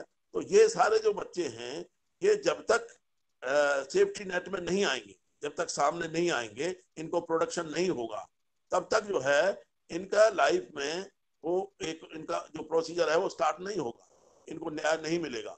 चाइल्ड राइट्स की जब हम बात करते हैं तो प्रैक्टिकली ये बहुत सारे बच्चे वहां छूट जाते हैं। आप देखोगे कि जितना ड्रग अब्यूज में बच्चे आज है, इतनी तादाद में बच्चों के, और उनका कुछ नहीं हो पाता है। उसमें जो है ये मैं देखता हूँ चाइल्ड ट्रैफिकिंग का भी इस तरह का ऐसा एक नेटवर्क है कि वो उसमें बच्चा नहीं निकल पाता है। बच्चा को बहुत टाइम, उसमें सालों लग जाते हैं। पहले तो बच्चे को न्याय मिलने की जब बात करते हैं, हम उसके राइट्स की बात करते हैं, तो ये चैलेंज है, बहुत बड़ा चैलेंज। तो CWC का गठन इसलिए किया गया है कि CWC उसको जो है एक बार उसको सेफ्टी नेट में लेने के बाद फिर उसकी मॉनिटरिंग, रिहेबिलिटेशन, सेफ्टी और उसका वेलफेयर, उसको रीइंस्टेट करना, उसको रिस्टोर करना, ये उसकी मॉनिटरिंग करना, तो ये सारे काम जो है CWC की देखरेख में होते हैं। जैसा मैंने पहले बताया कि जो बहुत सारे स्टेक होल्डर्स हैं, CWC ऑर्डर पास करती है। अब आप देखोगे कि मेरा अनुभव ये रहा है कि मुझे छोटे छोटे चीज में भी इतने ऑर्डर्स पास करने पड़ते थे, क्योंकि हमारे यहाँ जो और दूसरे स्टेक होल्डर्स हैं, जो CCIs हैं, उनका जो रोल है वहां पर ठीक से नहीं रोल प्ले होता, लोग समझ नहीं पाते रोल को। कई सालों के बाद भी जो फंक्शनरीज हैं वो प्रोफेशनल नहीं हैं, और उसके बाद उनका जो है हैंडलिंग बच्चे को, उनको लव एंड अफेक्शन वहां जो है मिसिंग है। तो वो चीजें और बच्चे की लाइफ में प्रॉब्लम क्रिएट कर। अब जैसे ये मैंने इंस्टीट्यूशनल केयर की बात की, दूसरा नॉन इंस्टीट्यूशनल केयर में, नॉन इंस्टीट्यूशनल केयर में बहुत सारे प्रोविजंस कर दिए गए, फोस्टर केयर का है, स्पॉन्सरशिप है, ये सारी चीजें की हैं, प्रोविजन सब हैं, लेकिन इसके लिए ना टाइम पर फंड मिलता है, ना पैसा मिलता है, ना बच्चे को वो पेरेंट्स मिल पाते हैं, ना। और दूसरा जैसे अडॉप्शन का आप बता रहे हैं, अडॉप्शन में ये नॉन इंस्टीट्यूशनल केयर अडॉप्शन में इतना कॉम्प्लिकेटेड हो जाता है कि वो जो है, अब वो चेयरपर्सन NCPCR ने एक बहुत अच्छी बात कही कि हमने इंडियन कॉन्टेस्ट में यदि चीजों को हम देखें और उसको समझें, तो ये इस चैलेंज को जो है हम फेस कर सकते हैं और चीजों को इजी बना करके नया मैकेनिज्म डेवलप कर सकते हैं। मैं आपको एक दो एग्जांपल बताना चाहता हूं कि जिसमें CWC का रोल रिफ्लेक्ट होता है। बच्चों की जो FIR होती है, उसमें चाहे वो केस चाइल्ड लेबर का हो या ट्रैफिकिंग का हो, सेक्सुअल अब्यूज का हो, उसमें जनरली क्या होता है कि कई बार उनको पुलिस जो उसमें पुलिस स्टेशन में जो FIR होती है, वो FIR पे यदि आपने ठीक से नहीं नजर रखी, आपने नहीं जान पा, कौन देखेगा वो? पुलिस तो जो FIR करेगी उसमें ये कौन देखेगा आगे, कौन समझेगा कि क्या किया है? तो ऐसे हमारे पास कई केस आए, और कई केस में, एक केस में आपको रेफर करना चाहता हूं। एक पुलिस स्टेशन में बच्ची के साथ रेप हुआ, उसके रिलेटिव ने रेप किया, और उसके बाद वहां पुलिस स्टेशन में FIR लिखने से मना कर दिया। जब हमें पता लगा तो हमने चाइल्ड लाइन के वर्कर्स को वहां भेजा, और तो उन्होंने फिर भी नहीं FIR दर्ज की। उन्होंने कहा कि नहीं, ये जो है केस नहीं बनता है, और ये कोई ऐसा नहीं है, इसमें जो है ये झूठ बोल रहे हैं, ये झूठ बोल रहे हैं। तो यही बार बार फिर जो है मैं खुद गया और जाकर के वहां जब SHO से बात हुई, तो उन्होंने कहा कि सर ये इसके समझने की जरूरत है, ये झूठ बोल रहे हैं, हमारे पास तो ऐसे बहुत केस आते हैं और हर एक में हम FIR करेंगे, तो ये हमें हमारे लिए बड़ा मुश्किल। लेकिन हमने वहां पर ये किया कि अड़ गए कि आप FIR दर्ज, लेकिन उसके बावजूद उन्होंने क्या किया, ना बच्चे को प्रोड्यूस किया। बच्चे को हमने उनको फिर एक ऑर्डर पास किया। ऑर्डर पास करने के बाद कि आप जो है बच्चे को तुरंत यहाँ प्रोड्यूस करिए और इसकी FIR करिए। तो उन्होंने जब बच्चे को प्रोड्यूस किया तो हमने उसको ऑर्डर किया कि आप एक ऑर्डर किया CWC ने जब ऑर्डर किया तो आप हैरान होंगे, CWC के ऑर्डर को ही उन्होंने FIR बना दिया। तो उसमें आप करना ही नहीं चाहते हैं, आप उस केस को लेना ही नहीं चाहते हैं। उसके बाद हमने NCPCR को भी केस भेजा, डालसा को भी केस भेजा कि ये गलत है, इस तरह का जो है ना इनका रोल गलत है। ऐसे मैं आपको कई बहुत सारे केसेस हमारे सामने आए। मैं आपको इसका रोल बताता हूँ कि RPF का जो पुलिस स्टेशन, ये रेलवे स्टेशन पर जो बच्चे आते हैं, इनको बच्चों को मिसिंग बच्चे ट्रीट कर लिया जाता था। RPF कहता है कि हमारा रोल है सिर्फ प्लेटफॉर्म पर जो बच्चा मिला वो मिसिंग है, तो वो FIR नहीं करते थे। हमने GRPF को उनको कहा कि आप GRPF को FIR करेगा, वहां कराइए। FIR हुई। FIR होने के बाद ऐसे 14 बच्चे थे जिनको यूपी की एक जगह लौनी के उधर से कहीं से लाया गया था। कहीं रेंट पे कोई लेकर के कोई फैक्ट्री चलाता था और वहां पे वो चाइल्ड लेबर का काम करते थे। बुरी कंडीशन में बच्चे थे और वो आकर के वो कि ये मिसिंग बच्चे हैं। भाई मिसिंग बच्चे, तो बच्चों को जब हालत देखी हमने, जब काउंसलिंग की, उनसे पूछताछ की, तो पता लगा कि ये तो 2 साल से वहां काम कर रहे थे और वहां का जो मालिक था, उनका एम्प्लॉयर जो था, वो उनको रात को करीब 1:30 बजे के करीब आनंद विहार रेलवे स्टेशन पर उनको छोड़ करके चला गया। अब बच्चे वहां भटक रहे, बच्चों को कोई ज्ञान ही नहीं है कहाँ कौन सी जगह है क्या है। तो उनको चाइल्ड लाइन ने और RPF ने तो पकड़ करके हमारे पास पेश किया। तो उसके बाद हमने फिर FIR कराई, 0 FIR कराई वहां पर। सर एक आपसे एक निवेदन था कि थोड़ा सा जी। हमारे बहुत सारे ऐसे प्रतिभागी हैं कि जो शायद पहली बार जिनका एक्सपोजर हो रहा होगा JJ एक्ट पे, हाँ, स्पेशली CWC के बारे में। सर थोड़ा सा ये बताइएगा कि कितने मेंबर्स रहते हैं, कितने दिन अच्छा महीने के अच्छा, काम फिर करते हैं। हाँ सर, जी ये जी सारी जो चीजें हैं। और अगर मान मैं लीजिए कि डे टाइम नहीं है, तो अगर मान लीजिए ऑड आवर्स में कोई बच्चा मिलता है तो कहाँ पे जाएंगे, तो ये जो व्यवहारिक हाँ पक्ष बिल्कुल, है ये थोड़ा सा जी बताइएगा। जी जी। इसमें प्रोविजन ये है कि ये एक चेयरपर्सन होता है, 4 मेंबर होते हैं। तो ये डिफरेंट सब्जेक्ट में साइकोलॉजी, सोशल वर्क और एक जो है उसमें महिला मेंबर होनी चाहिए, क्योंकि वो पॉक्सो के केसेस होते हैं, उसके लिए ये प्रोविजन किया गया है। और ये जो मेंबर्स चेयरपर्सन है, एक बेंच ऑफ मजिस्ट्रेट कहते हैं इसको।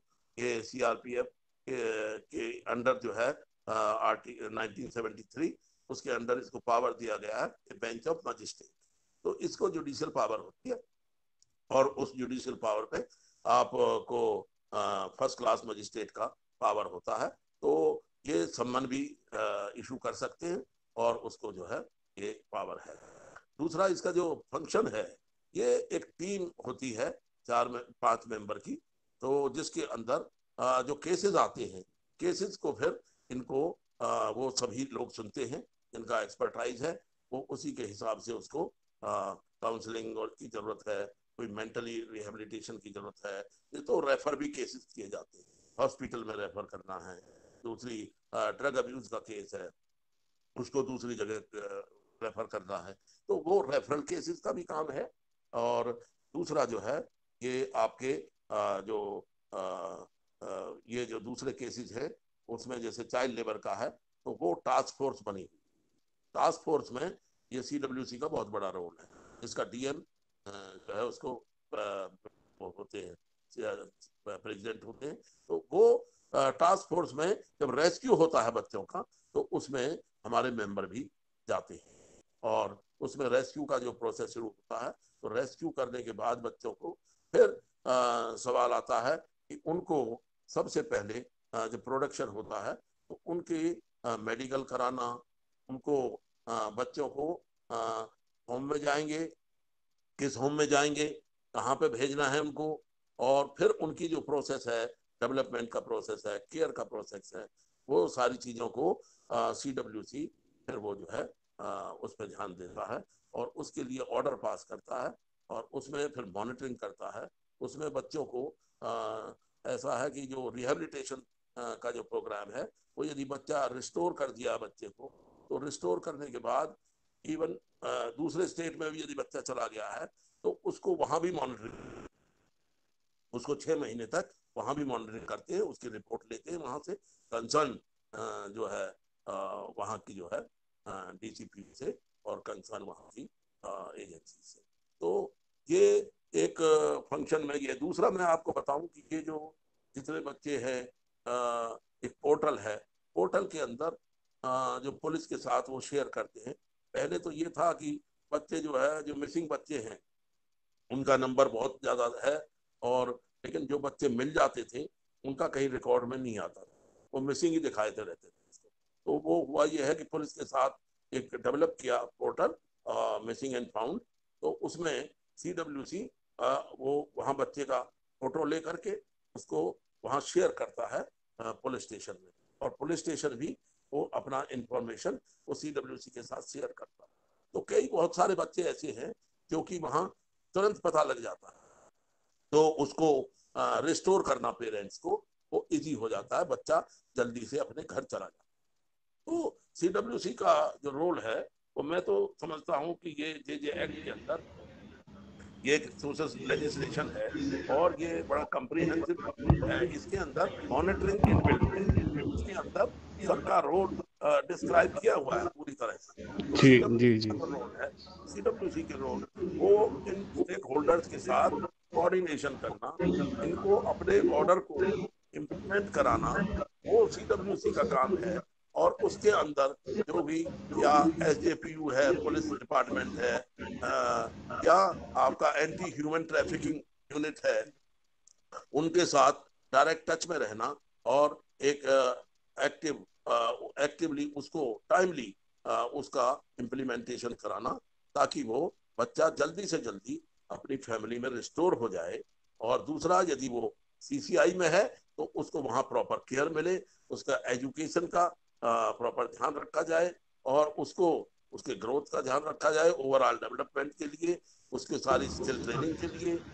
ये सारी चीजों की CWC का रोल है कि उसकी मॉनिटरिंग करे और उसको देखे, जहां जहां कमियां हैं उसको मॉनिटरिंग करने के साथ ही ऑन द स्पॉट उसको रेक्टिफाई करे और जी इसको जी तुरंत लागू जब कर हो जाती हैं ये सारी चीजें, तो उसके बाद एक और रोल आता है, और वो रोल है कि CWC जो बाकी जो स्टेक होल्डर्स का, जो जैसा कि हमने भी किया कि वो बाकी CWC के साथ, बाकी स्टेक होल्डर्स के साथ एक ऐसा रिलेशन और रायजा बना के रखे कि उसके साथ ही जो कि फैमिली है, कम्युनिटी है, कि बच्चा जो रिस्टोर हो जाए वो बच्चे को विक्टिम ना समझा जाए। मैं आपको बताऊं, जैसे होम्स के अंदर भी ऐसी पोजीशन थी उस समय कि जब बच्चा आता था, विक्टिम का बच्चा, वो जो है रेप विक्टिम का बच्चा आता था, तो उसको कई बार जो है कई फंक्शनरीज भी इस तरह से उसको ट्रीट करते थे,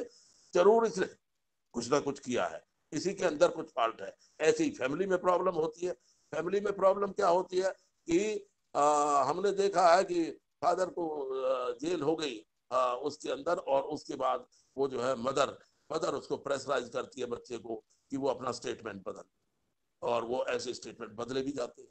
तो क्या होता है कि मैं कहना ये चाहता हूँ कि जब तक आपका कम्युनिटी में कम्युनिटी बेस्ड नहीं होगा, कम्युनिटी के अंदर अवेयरनेस नहीं आएगी, और फैमिली के अंदर आपका काउंसलिंग के माध्यम से, मीटिंग्स के माध्यम से वो मॉनिटरिंग नहीं होगी प्रॉपर, और वो CWC ही कर सकती है और करती है, CWC ही करती है।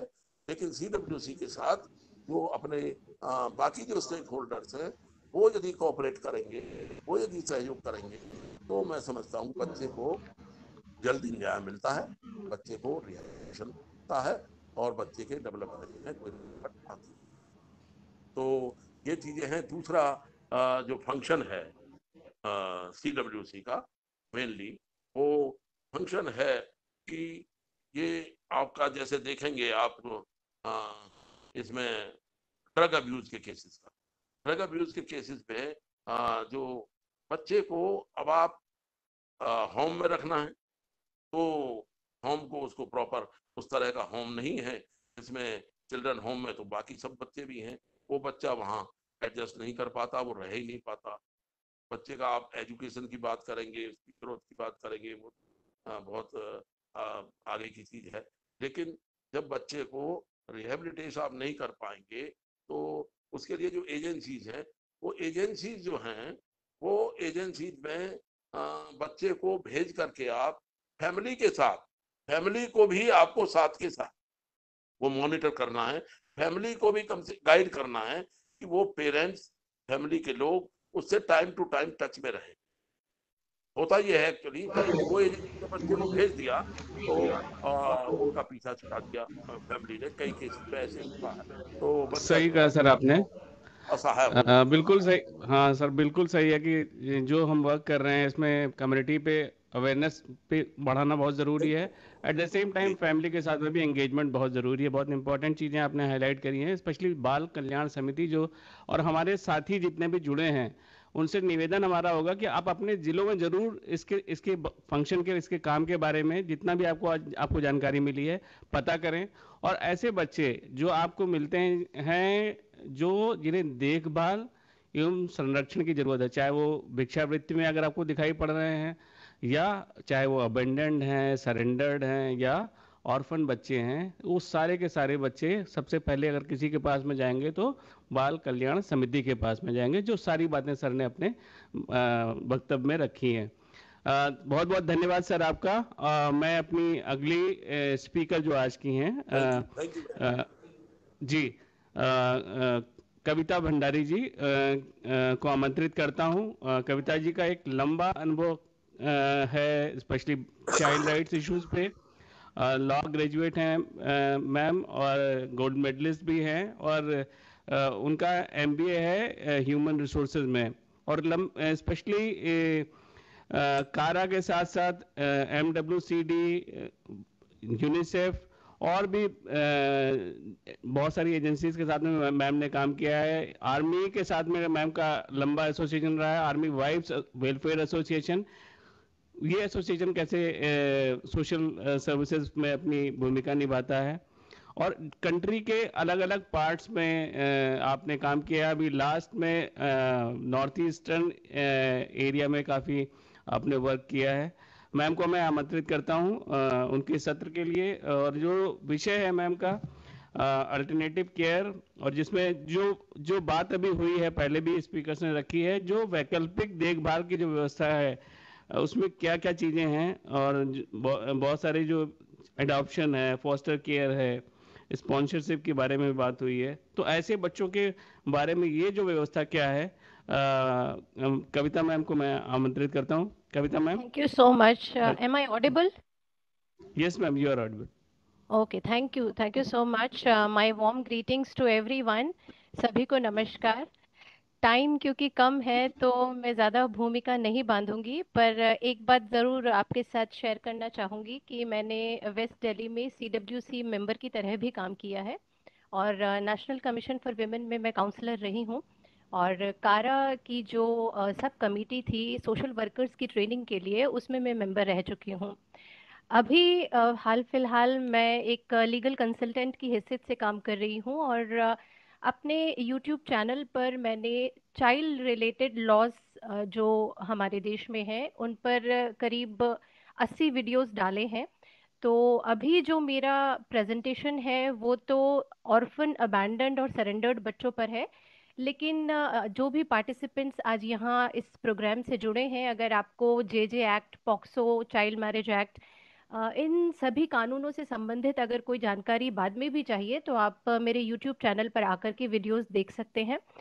अभी मैं अपना प्रेजेंटेशन आपके साथ शेयर कर रही हूँ। आप प्लीज़ मुझे थोड़ा कंफर्म कर दीजिएगा if it is visible to you.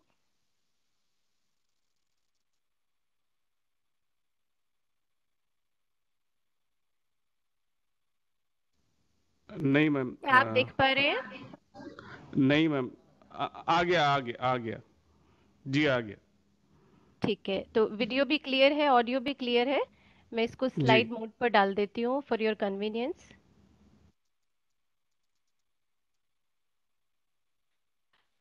The topic which has been assigned to me is alternative care for orphan, abandoned and surrendered children. तो देखिए, सबसे पहली बात तो ये है कि जब भी ऑल्टरनेटिव केयर की ज़रूरत पड़ती है, तो वहाँ पर ये स्टेट की रिस्पॉन्सिबिलिटी बनती है कि जो बच्चा किसी न किसी अनफॉर्चुनेट रीज़न की वजह से अपने परिवार के साथ नहीं रह पा रहा है, ओरिजिनल फैमिली के साथ नहीं रह पा रहा है, तो उसे वैकल्पिक संरक्षण दिया जाए।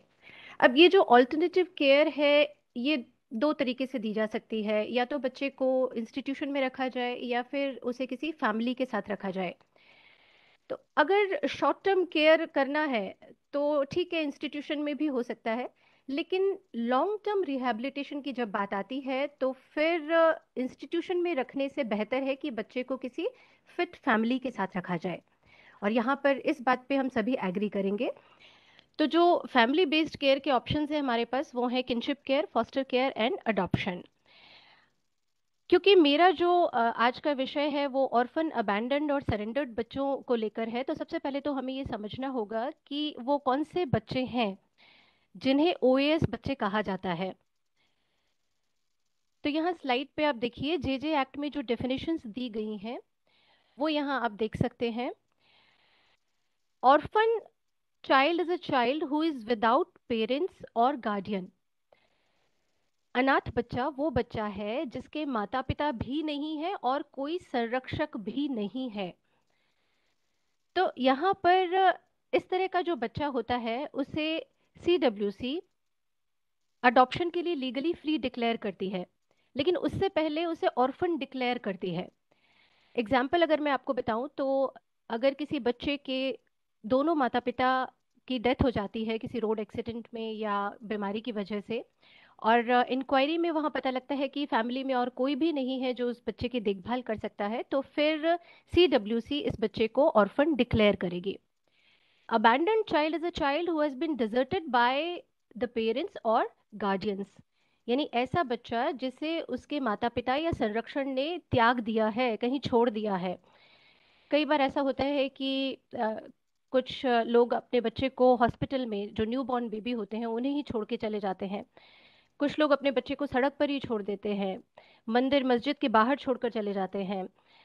कभी कोई बच्चा रेलवे स्टेशन पर अनअटेंडेड मिलता है।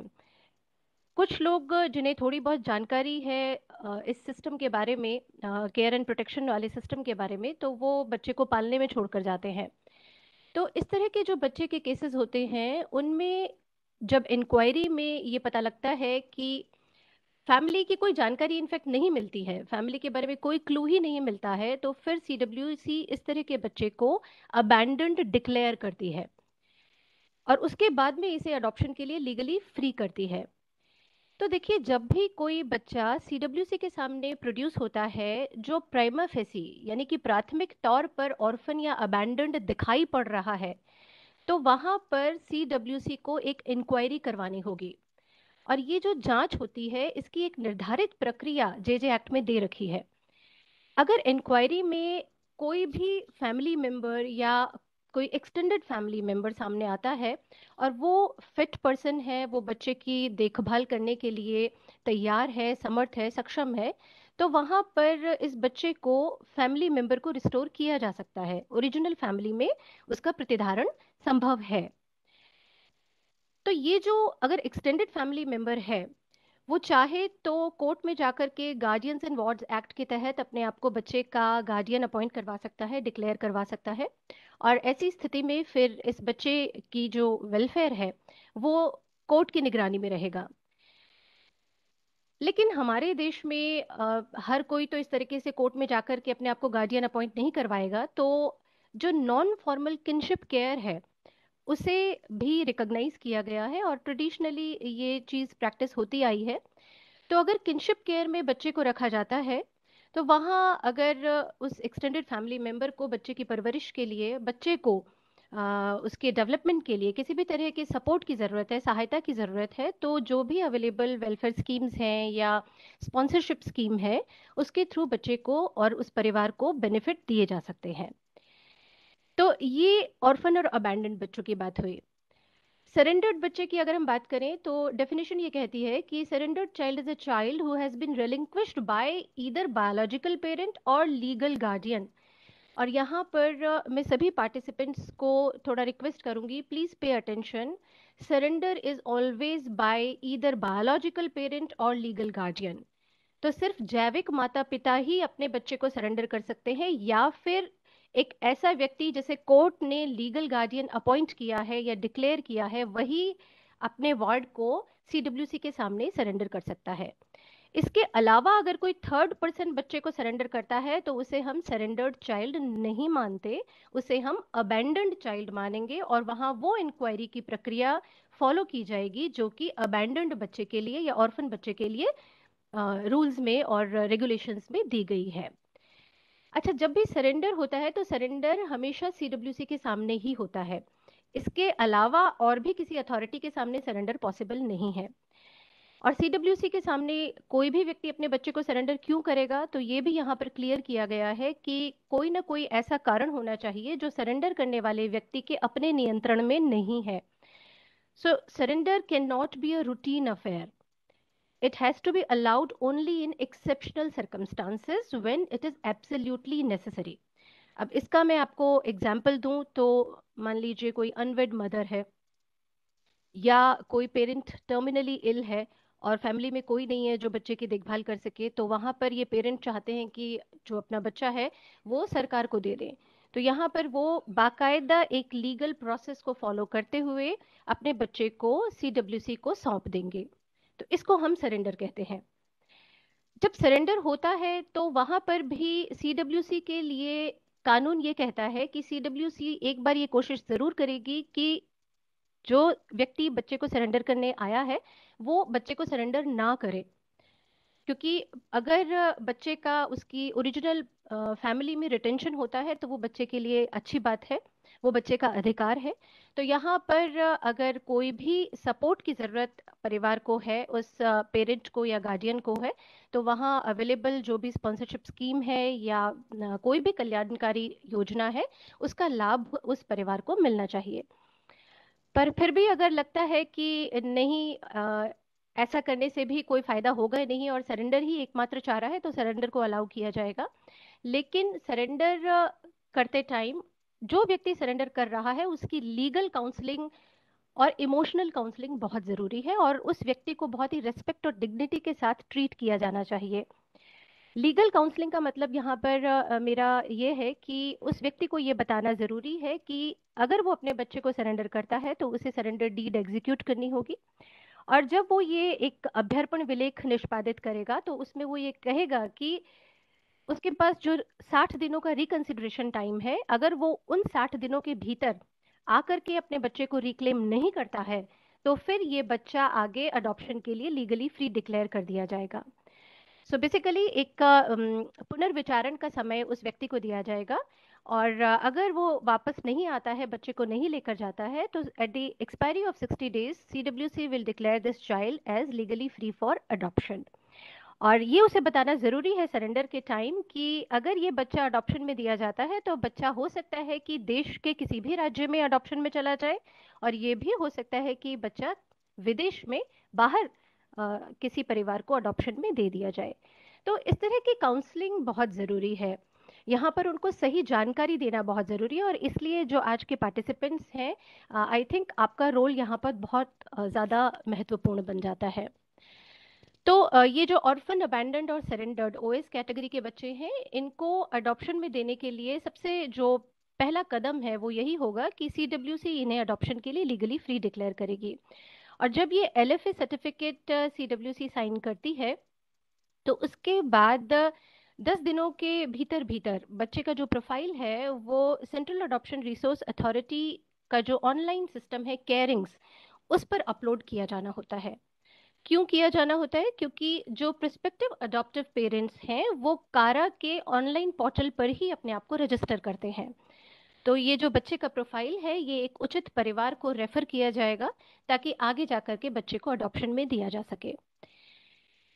अडॉप्शन जिस दिन से इफेक्टिव होता है उस दिन से बच्चे का अपने जैविक माता पिता से जो रिश्ता है वो टर्मिनेट हो जाता है और उस रिश्ते की जगह जो अडॉप्टिव फैमिली है उसके साथ एक रिलेशनशिप क्रिएट हो जाता है, रिप्लेस हो जाता है।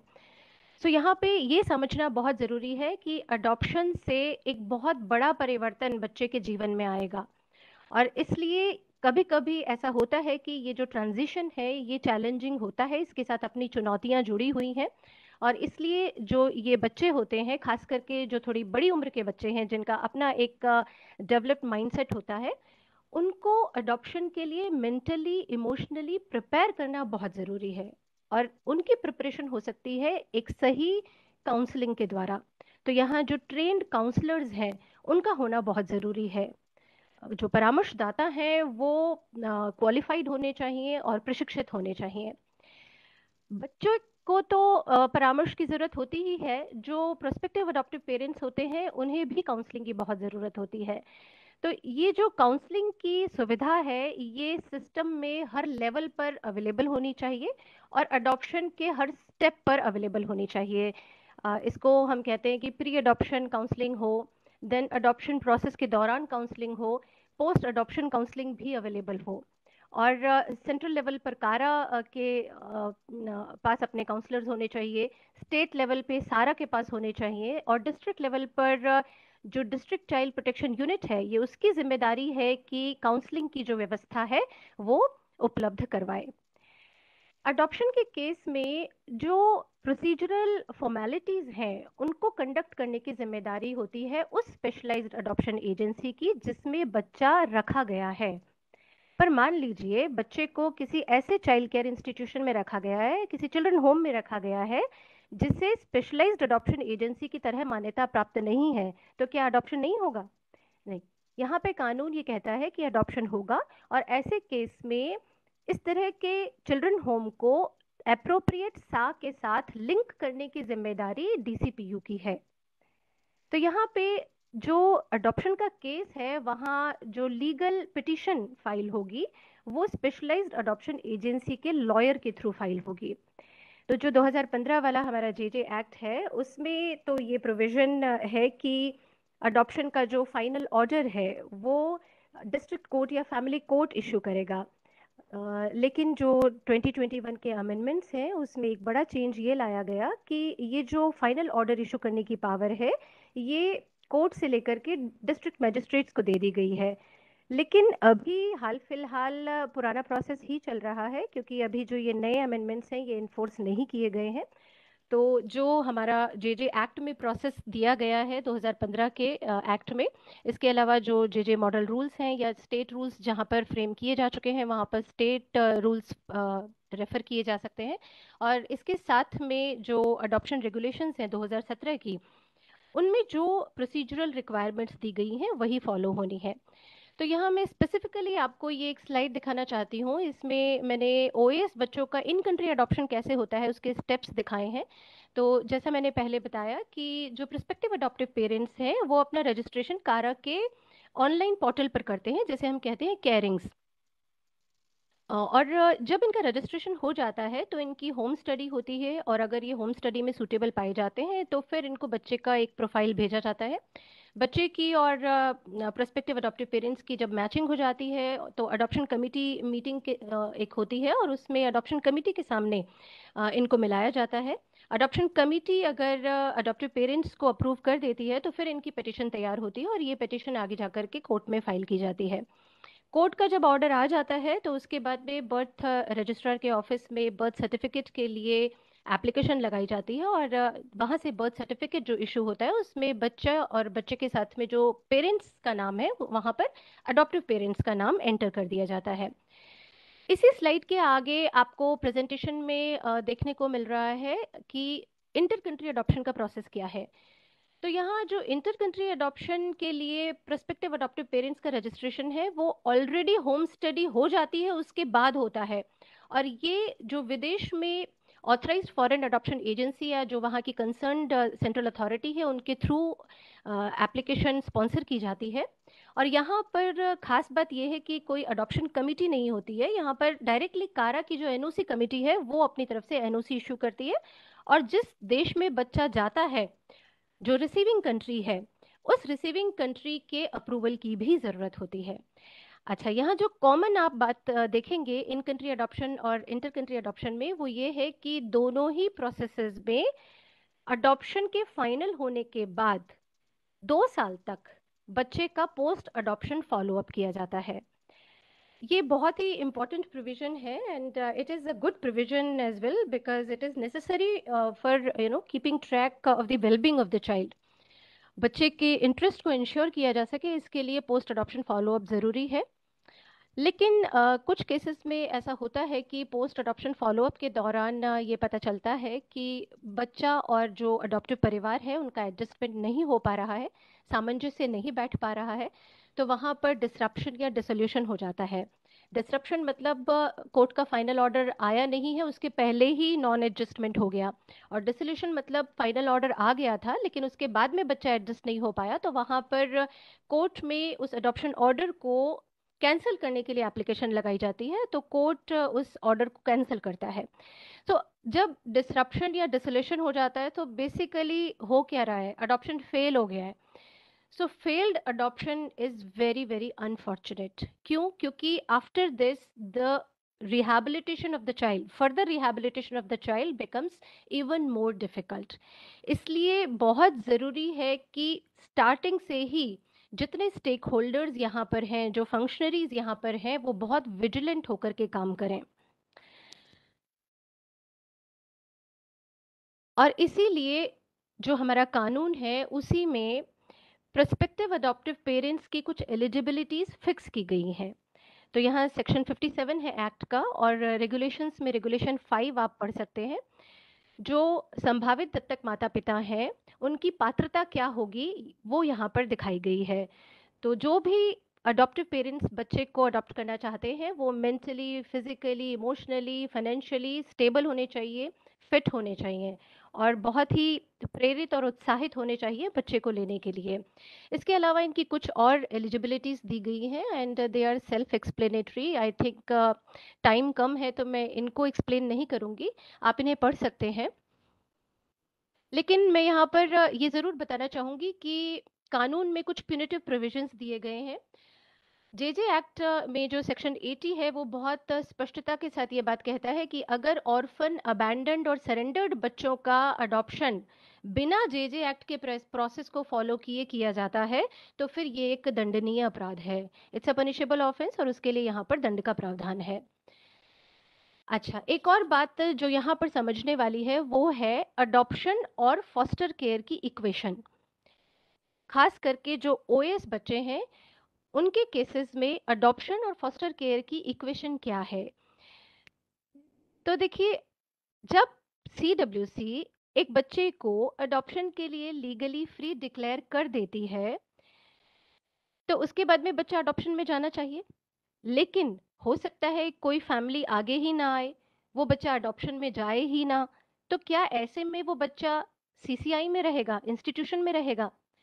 तो जवाब है नहीं, क्योंकि कानून तो ये कहता है कि इंस्टीट्यूशनलाइजेशन जो है वो लास्ट रिजॉर्ट होना चाहिए।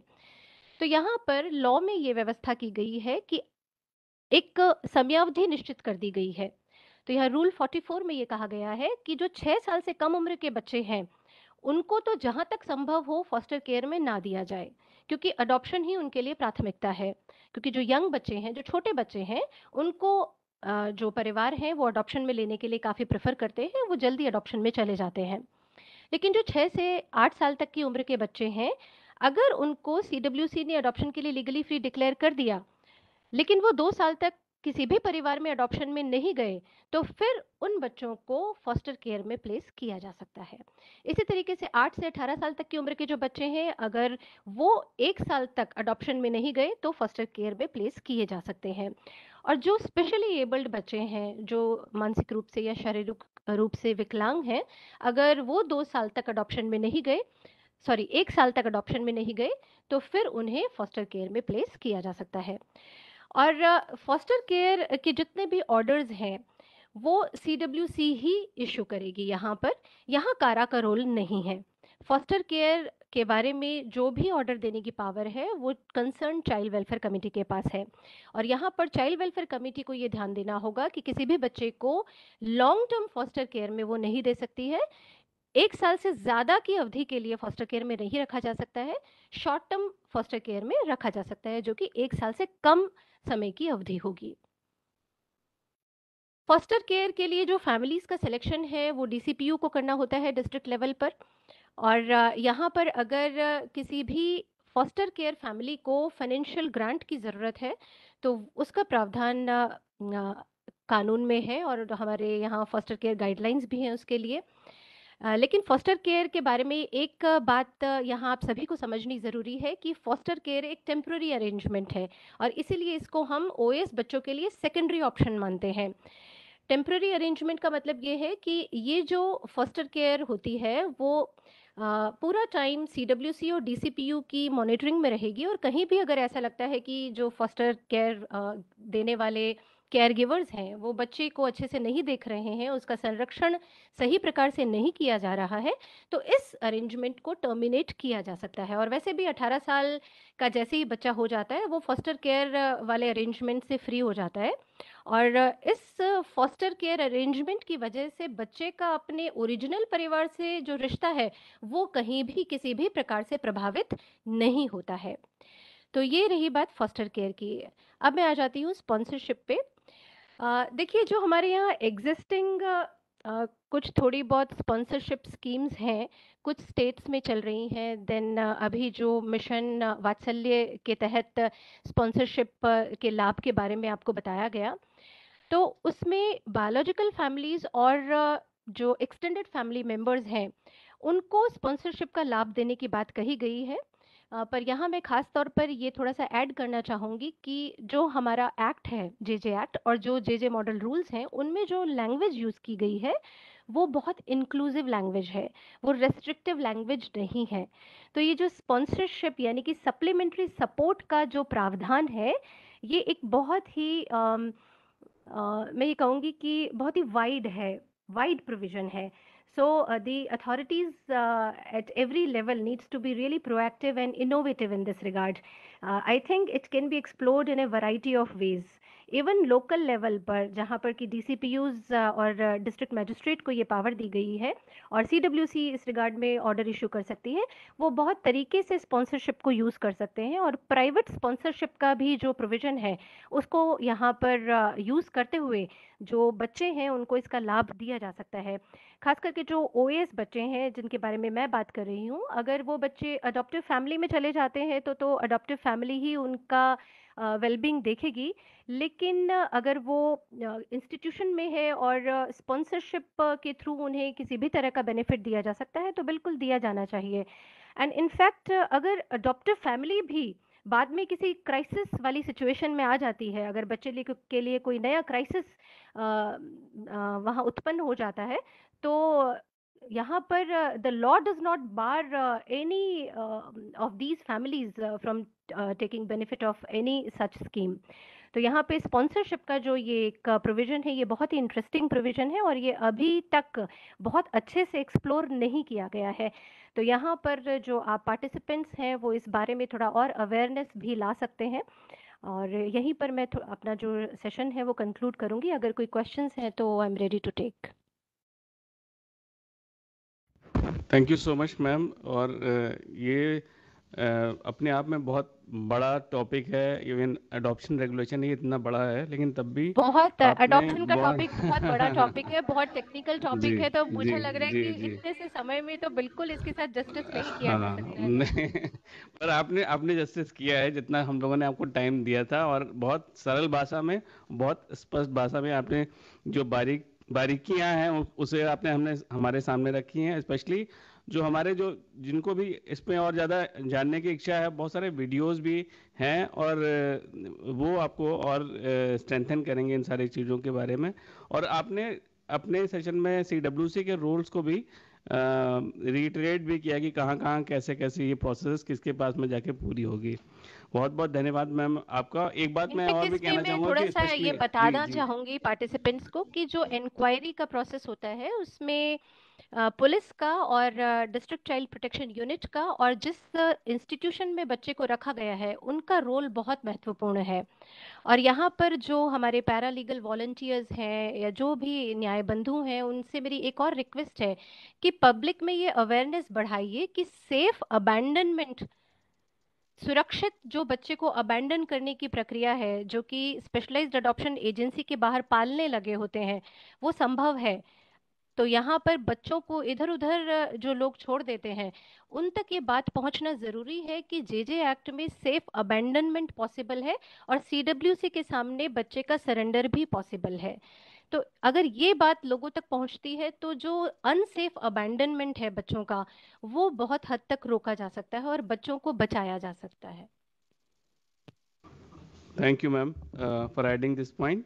और मैं एक बात और कहना चाहूँगा मैम के कमिटमेंट के बारे में। जो चाइल्ड राइट्स इशू है स्पेशली जो उनका फोकस एरियाज है, अभी भी she is recovering from Covid, पर मैंने जब आज पूछा तो she was committed, she is ready, और हमें कहीं लगा भी नहीं। तो ये इनका जो लार्जर कमिटमेंट है वो शो करता है। Heads off to ma'am's commitment. Thank you so much ma'am. Thank you for your generous words. Thank you so much. नहीं, थैंक्स मैम। हिलाल जी से मैं रिक्वेस्ट करूंगा अगर वो हैं। Hilal ji. Yes I am here.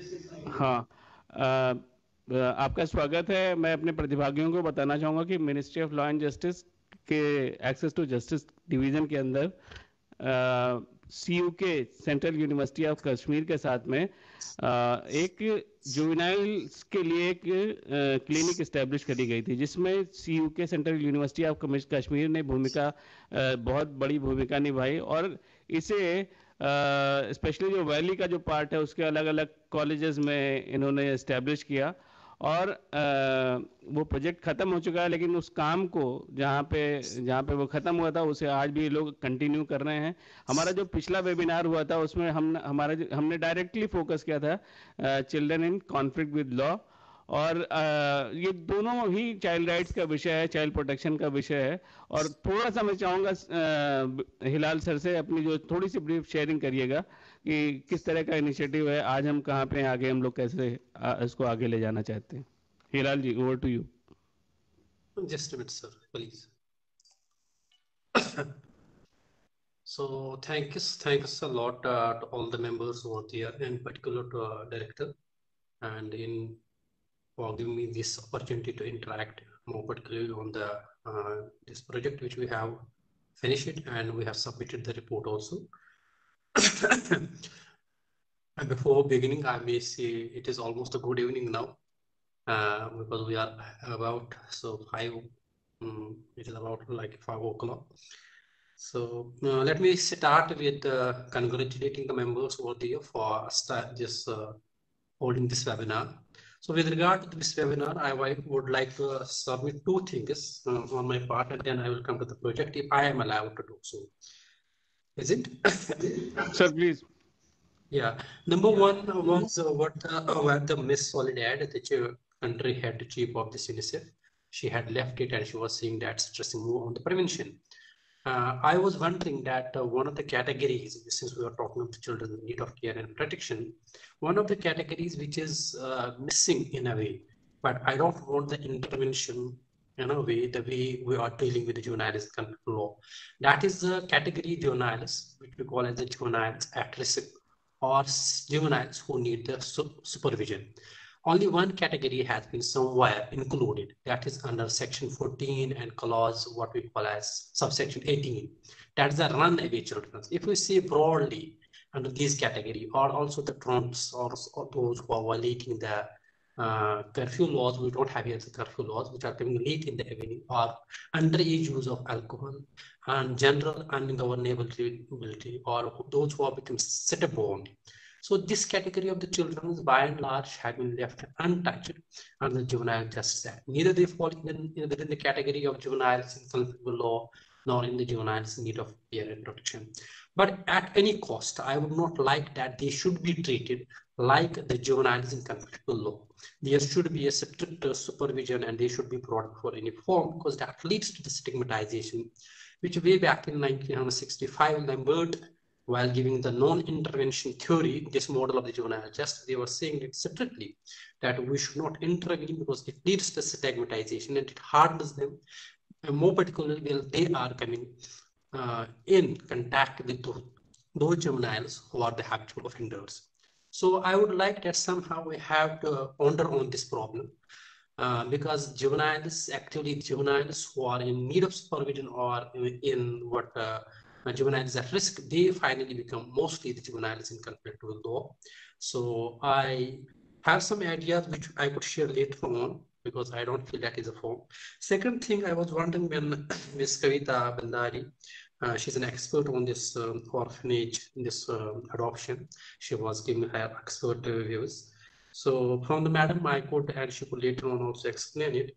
So since we are talking about the early, when we are this adopting a child, what should be the process? Very good process which has been laid down under the Juvenile Justice Act.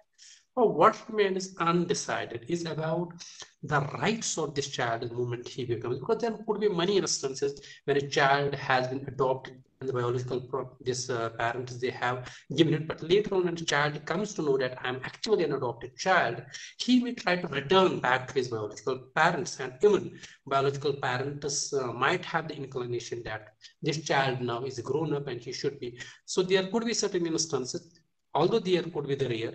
So what could be the rights of this child about their, more particularly I am talking the property rights in the adoptive family as well as in what we call as the biological family. That thing, I suppose, is still missing in the Juvenile Justice Act, which we must take care of. Now, coming back to the tasks which have been assigned, I would like to say that I would like to thank first again to the Ministry, to the Department of Justice for sponsoring us that very project that we call as a this establishment of the juvenile justice, legal aid clinic for the juveniles in Srinagar. And under that project, we were looking after both categories of the children, that is juveniles in conflict with law as well as the juveniles in need of care and protection. So with regard to this very category, that is the juveniles in need of care and protection, we had taken this initiative that we will try our best to get connected all those juveniles, all those children who are in different orphanages, more particularly in the Srinagar, with the different government-sponsored schemes. So for that purpose, we met with the Social Welfare Department and different authorities, and we also made a survey in the city, how many orphanages are there, and how they are being connected, whether they are getting any grant or not, or what are the obstacles they are facing. So although that time period was hit by the COVID, and many of the children in the orphanage homes, they were closed, and the children, as the chairman of this NCPCR was saying, that they were returned to the homes and to all those who were looking at their native places. So many children were not found, but some of the children with whom we were in a position to interact, we interacted and we got the information that is also included in the project. And one particular group, that is the juveniles in conflict with law, we had extended the legal aid in terms of giving them a support. Say, for example, with the aid we have received from the department, we have empaneled 5 of these advocates who represented their cases before, in particular, before this juvenile justice board, and if the need arises for the district court. And many of them got the bail at the initial stage, and some of the cases were later resolved. So we were giving them the legal aid, so they were not being charged anything. So 20 cases were referred to these lawyers who represented them before different forms. And besides that, the department has taken this clinic has taken an initiative that we must organize different activities in order to sensitize the people about the juvenile justice laws. For that, we have organized various competition programs like essay competitions and debate competitions. Moreover, we have the speech competitions, and also we had also made the skits. Not only that, we didn't restrict there, we also conducted 3 important workshops And one of the workshop, rather, I suppose the two workshops were attended by the DOG online. And in one of the workshops, which was the third workshop, we had different dignitaries, not only from across the nation, but all experts from throughout the world, who also spoke at length on the juvenile justice and the roadmap we should. Yes, please. Yeah, yeah, Hilalji, thank you so much. And the way you have prepared your report, it is available on our website, DOJ's website. We are putting it all the materials, IIC materials जो बनाए गए हैं. तो ये specially Urdu में भी जो बनाए हैं, मतलब वो बहुत आम लोगों के शायद अवेलेबल नहीं होंगे इतने, वो भी बहुत यूज़फुल मटेरियल है. और इस ब्रीफ शेयरिंग के बाद में मैं सर को आमंत्रित करता हूँ. सर, क्योंकि टाइम भी बहुत मैं यही रिक्वेस्ट करूंगा सर को अपने कंक्लूडिंग रिमार्क्स के. Thank you, Ashutosh. In fact, a short period of 1.5 hours is not enough for a topic like this, which was under discussion today. And I hope the PLVs and the VLEs and our audience got an insight on the topic. काफ़ी सरल भाषा में हमारे सभी वक्ताओं ने उनके दिए गए जो भी विषय थे उस पर बताने की कोशिश की है. और जैसा कि कविता मैडम ने कहा है कि वीडियोस भी उनके अवेलेबल हैं यूट्यूब पे. और हमारा वेबिनार करने का मेन पर्पस यही है कि जो एक्ट में प्रोविजंस हैं उसके बारे में एक संक्षिप्त में थोड़ी सी जानकारी देना. और इसके बाद जिसको जितनी उत्सुकता है, जागरूकता जितनी उत्सुकता है, वो जब एक्ट के बारे में और जानना चाहेगा तो यूट्यूब मतलब वेबसाइट्स पे तो मटेरियल काफ़ी सारा है. और हमारे पास में एक एक्सपर्ट की लिस्ट भी बन जाती है जिनके माध्यम से हम अगर कोई स्पेसिफिक क्वेश्चंस आंसर्स हैं उसको भी हम उनके क्वेश्चंस के आंसर्स प्रोवाइड कर सकते हैं. तो मैं एक बार हमारे सभी एक्सपर्ट स्पीकर्स का आज के इस वेबिनार में पार्टिसिपेट करने के लिए धन्यवाद देता हूं.